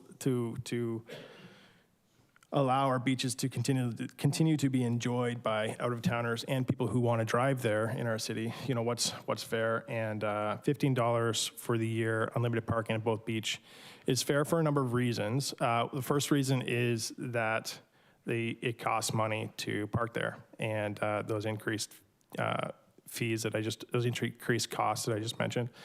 The second reason is that for those taxpayers who don't drive, who will never use that parking or chose not to use those parking, those taxpayers include students, a growing number of seniors. My grandfather, his license was revoked this last year, so he'd be someone who would never use that parking. Those are residents who are generally least able, students and seniors, to pay their taxes, and we would lean on the tax levy to cover those costs, that $90,000, and it'll be $90,000 plus. Second reason, $0 parking pass is not free. There's about $20,000 administration costs associated with that, and those costs would also be downloaded onto the general levy, which would go to seniors and students who are least able to pay for those costs. Third reason is that charging $15 a year for unlimited parking at both beaches aims to ensure that the parking system for out-of-towners remains effective while only charging residents what it costs to administer the local parking pass, right? So we could have chosen to make it $50 a year, which is what residents in the Hague and Fitzgerald have to pay for their parking pass on their street. But we chose $15 because that is kind of the bare minimum that just helps cover that local parking pass component of our parking regime. That's the lowest basically we can go without, with the lowest we can go while still ensuring that that cost for those parking pass don't end up on the general levy. So I mean, despite the inconvenience of a new parking situation in Port, I do think this is a win-win for everyone. It's a win-win for the environment. It's a win-win for housing. Most importantly, it benefits those in our city who don't or can't drive, including students and a growing number of seniors. So that's why I can't support this. Thanks. Thank you, Councillor Ratzlaff. Councillor Lindell. I want to thank the presenters tonight for coming out and giving your presentations. I listened very carefully to all of them. Some of it I agree with, some of it I don't, but that's a democracy, right? I think that comparing how much somebody pays in a neighborhood to another neighborhood is probably not a good idea, because just like the beach, where some people have to pay for a parking pass, some people don't have to pay for the 4-pad, for the Kiwanis Center, for Victoria Lawn Cemetery, for the museum at the Canal Museum. So where do we start? Do we start with, we're going to have paid parking at Port Dalhousie, and that's going to cut down on the amount of cars that people are going to drive to the beach? I don't think that's exactly what's going to happen. Then if we're paying for parking at Port Dalhousie, are we going to start saying, because as a taxpayer, there are a lot of things that I don't use that I pay for, do I have to start paying when I get to Victoria Lawn? Do I have to start paying when I get to the museum? Do I have to start paying when I take my kids swimming at the Kiwanis Center? Do I have to pay for my kids when they go to Merritt Arena? To pay for parking on top of the other things I have to pay for. So I think that having free parking at the beach is the same as having free parking at a splash pad, as having free parking at the Kiwanis Center. I think saying, comparing one beach to another, Crystal Beach you have to pay, Charles Daly Park you don't have to pay at the beach. And those are both beaches within our area. So I'm going to support this motion because I think that St. Catharines residents should have the opportunity to get to either the Lakeshore or Lakeside Park or Port Weller Beach. I think that the ward councillors have discussed this in depth with the people who live in their ward and who are most affected by the parking at Lakeside Park. Thank you. Thank you, Councillor Lindell. Councillor Townsend. Thank you, Chair. Through you to Director of Finance, what is the exact cost of the security that we pay for at Sunset Beach? I'm not sure if we have it at Lakeside Beach, but what is the cost?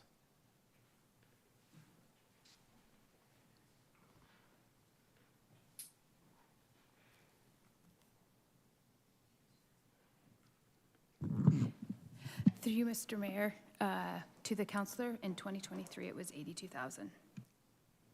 So $82,000. Okay, thank you for that. I have heard from my colleagues, I know this was implemented and put in during COVID at a time where, yes, the beaches were busy. I went to the beach last summer. The beaches were also pretty busy. I'm wondering if the councillor would be open to, or councillors would be open to removing security from the beaches, or if they're needed at all. That way it would offset the cost, and then we can go forward with the $0. I'm wondering if it'd be a friendly amendment to add into, if there would be a solution maybe to remove the security. Because as we heard, the beaches might not be as busy this year, and that way it would offset the cost and residents would be happy with the $0. So I'm wondering to the mover if that would be something that they would be open to. Can we open Councillor Garcia's mic? Sorry, Mr. Mayor, I just can't decide whether security is needed or not. Like, I don't believe security or not security is a function of whether people are paying for a parking pass or not. It's whether people are rowdy or something. So I don't think the two are related. And could we keep Councillor Townsend's open as well? Thank you, Chair. I guess my point being is they are related because the one cost offsets the other cost. So they are, maybe if the director, or sorry, the CAO can comment on, you know, I'm not sure of how many violent incidences we had. I know the councillors of both wards were dealing with issues of parties and stuff on the beaches, but I'm not sure what it's been like last year, if there were any serious incidences in Port Dalhousie or at Sunset.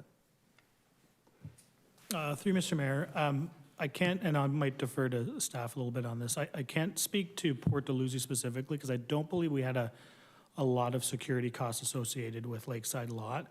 I would not recommend removing security though from Sunset Beach because we rely on, there are times, weekends, holidays where we need the security to help manage both crowds' behaviors. At the same time, we use security in certain instances to close and help to have the vehicles moved prior in association with staff. So I don't have sort of specifics on Lakeside Lot. I don't know if, just looking around, if anybody else had.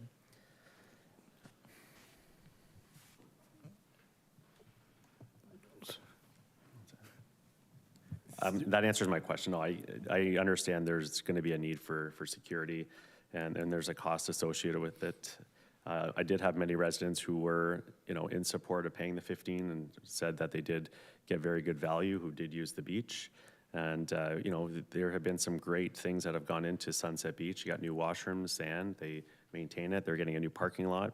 Lakeside Beach also has a new parking lot, which I know one of my colleagues was not in favor of, but it did happen. And there's been some great additions to both of these beaches. And I do think that the generating of the payment does help with the covering the costs.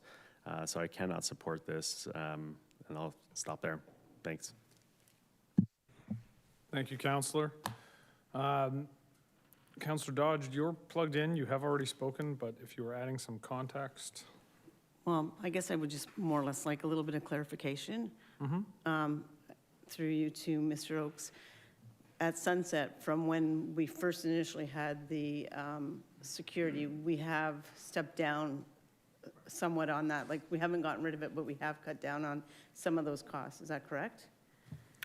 Through Mr. Mayor, yeah, that is correct. In fact, for both areas, we have, as the year transitions, we're able to ramp up and ramp down as needed.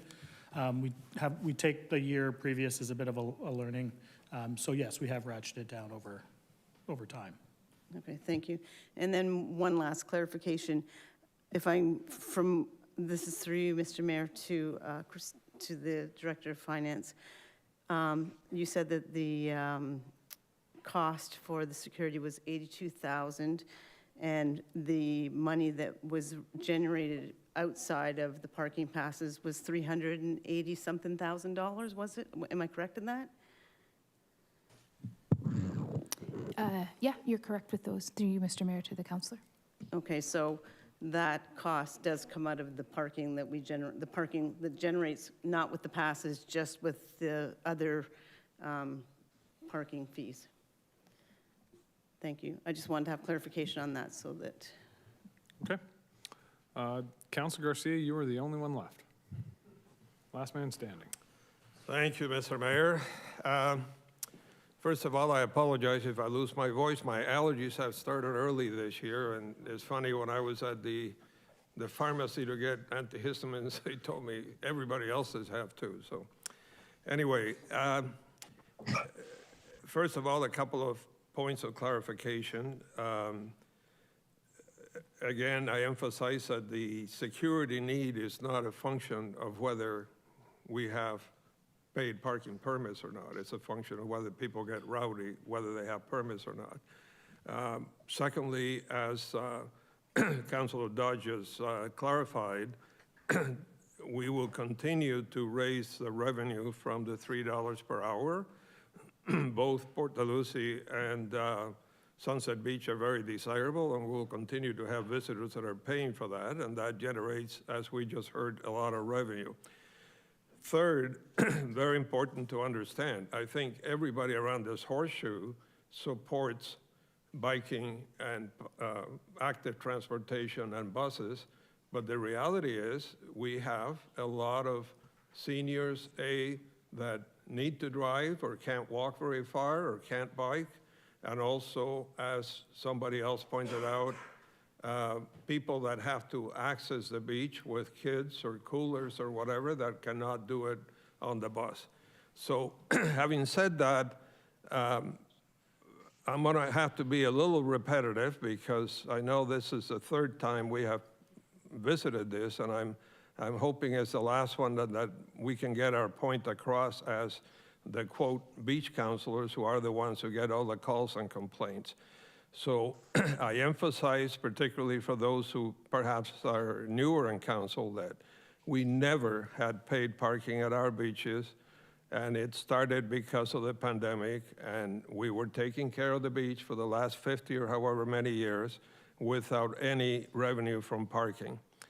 But we did have a valid emergency, and there was great fear of contagion, and we did have people coming from Toronto and elsewhere to use our beach, so we had to close it off to non-residents.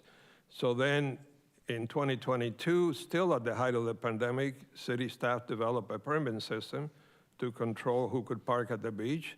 That was a paper permit that was hard to manage. So then they developed a digital permit, which is tied to your license plate. So each time we heard from numerous residents who objected paying for permits when they never did before the pandemic. So each year, the 4 beach counselors, and you know who they are, but Councillors Dodge, Phillips, Williamson, and myself, and we're obviously closer to what happens at the beaches because we get the first order of calls. We get all the calls of people that don't feel that they should pay for parking permits at the beach. Now, staff did claim at one time that the revenue from permits was to take care of the beach. However, they never had this revenue before the pandemic and still took care of the beach. So here we are again, trying to listen to our residents, and I know I accept some councilors when I keep repeating this, but we have to remember that we're here for our residents. We have to listen to them. And they're saying that they don't feel that they should pay for parking at the beach if they live in the city. So the other non-residents will still pay the $3 an hour. We will generate some revenue. So we certainly hope that the rest of our colleagues will listen to the beach counselors. You heard from the presenters, and you know, I have heard from specific residents, for example, that tell me that it's not just the beach, that they don't take their children or grandchildren to the carousel anymore because they don't have to go through paying for a permit. I have heard from people who don't walk the piers, which are such an asset to the city and cost $26 million because they don't want to pay for parking to access the piers. So, you know, I personally feel that we're lucky enough to live on one of the Great Lakes. Not everybody lives on one of the 5 Great Lakes, and accessing them is our right. And I think that the permit fee is viewed by our residents as essentially another tax, and we hear from them all the time that they feel they pay a lot of property taxes already. So this is something that they should have as a right, and we should all have as a right. So I'm hoping my colleagues will support me on this. Thank you. Thank you, Councillor Garcia. And with that, I will look to the clerk to call the roll. Councillor Garcia. Yes. Councillor Dodge. Yes. Councillor Williamson. Yes. Councillor Townsend. No. Councillor Ratzlaff. No. Councillor Phillips. Yes. Councillor Miller. No. Councillor McPherson. No. Councillor Lindell. Yes. Councillor Kushner. No. Councillor Harris. No. And Mayor Cisco. Yes. And that loses on a tie. Can I have a mover for the staff recommendation? Councillor Miller, Councillor McPherson. And I'll look to the clerk to call the roll. Councillor Miller, Yes.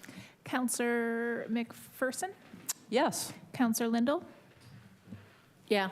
Councillor Kushner, Yes. Councillor Harris, Yes. Councillor Garcia, No. Councillor Dodge, No. Councillor Williamson, No. Councillor Townsend, Yes. Councillor Stevens, Councillor Ratzlaff, Yes. Councillor Phillips, No. and Mayor Cisco. No. And that's carried.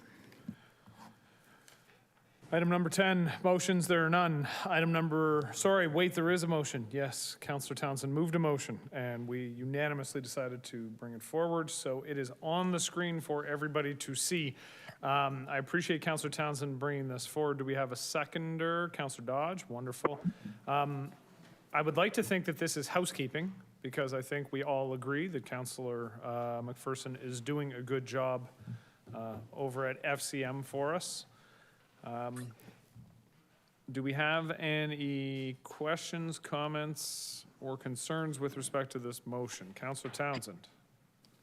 I'll just speak briefly, and thank you, Mayor, and thank you to Councillor McPherson for putting her name forward to be considered. I know we have Councillor Dodge right now on AMO, and we would be very fortunate to have another councillor at the FCM level as well.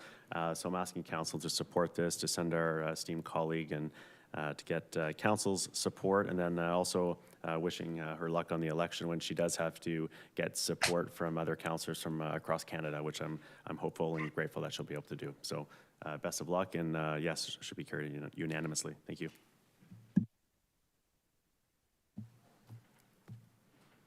All right, any other questions or comments? Seeing none, I will look to the clerk to call the roll.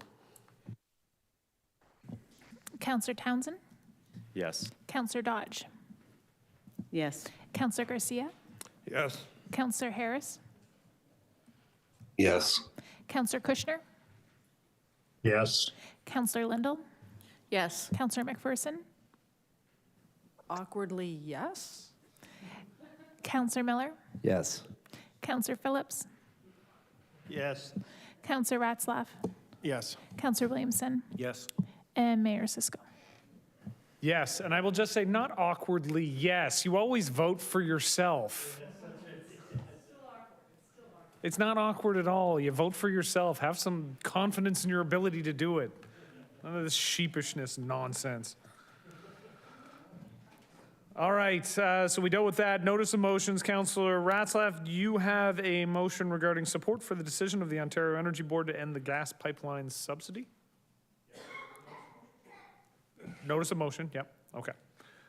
So that'll come forward at the next meeting. Report requests, there were none. Committee and task force minutes, I need a mover and a seconder. Can I have those? Councillor Phillips. Anybody else? Councillor Townsend, thank you. All those in favor?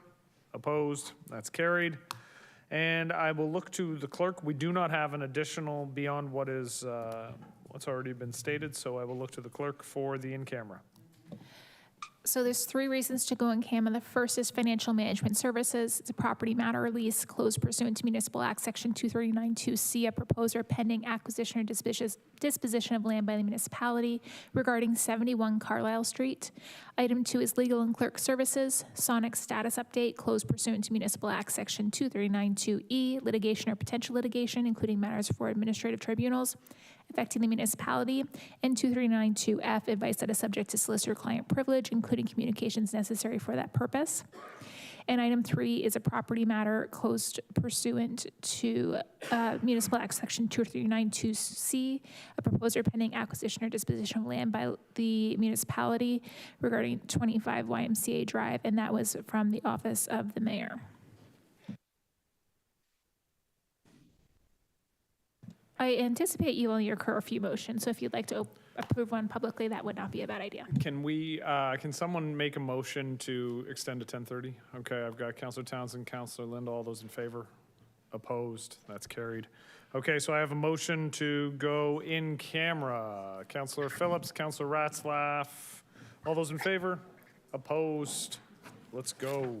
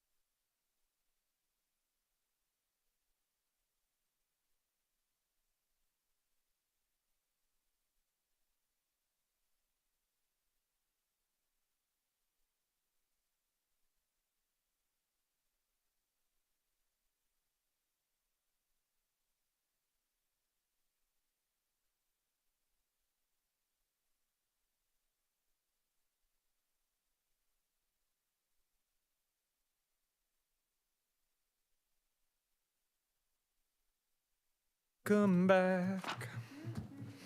Your dreams were your ticket out. There you go. All right, welcome back, everybody. We've got motions arising from the closed session. The first one, the Financial Management Services Property Management Property Matter Lease, 71 Carlisle Street.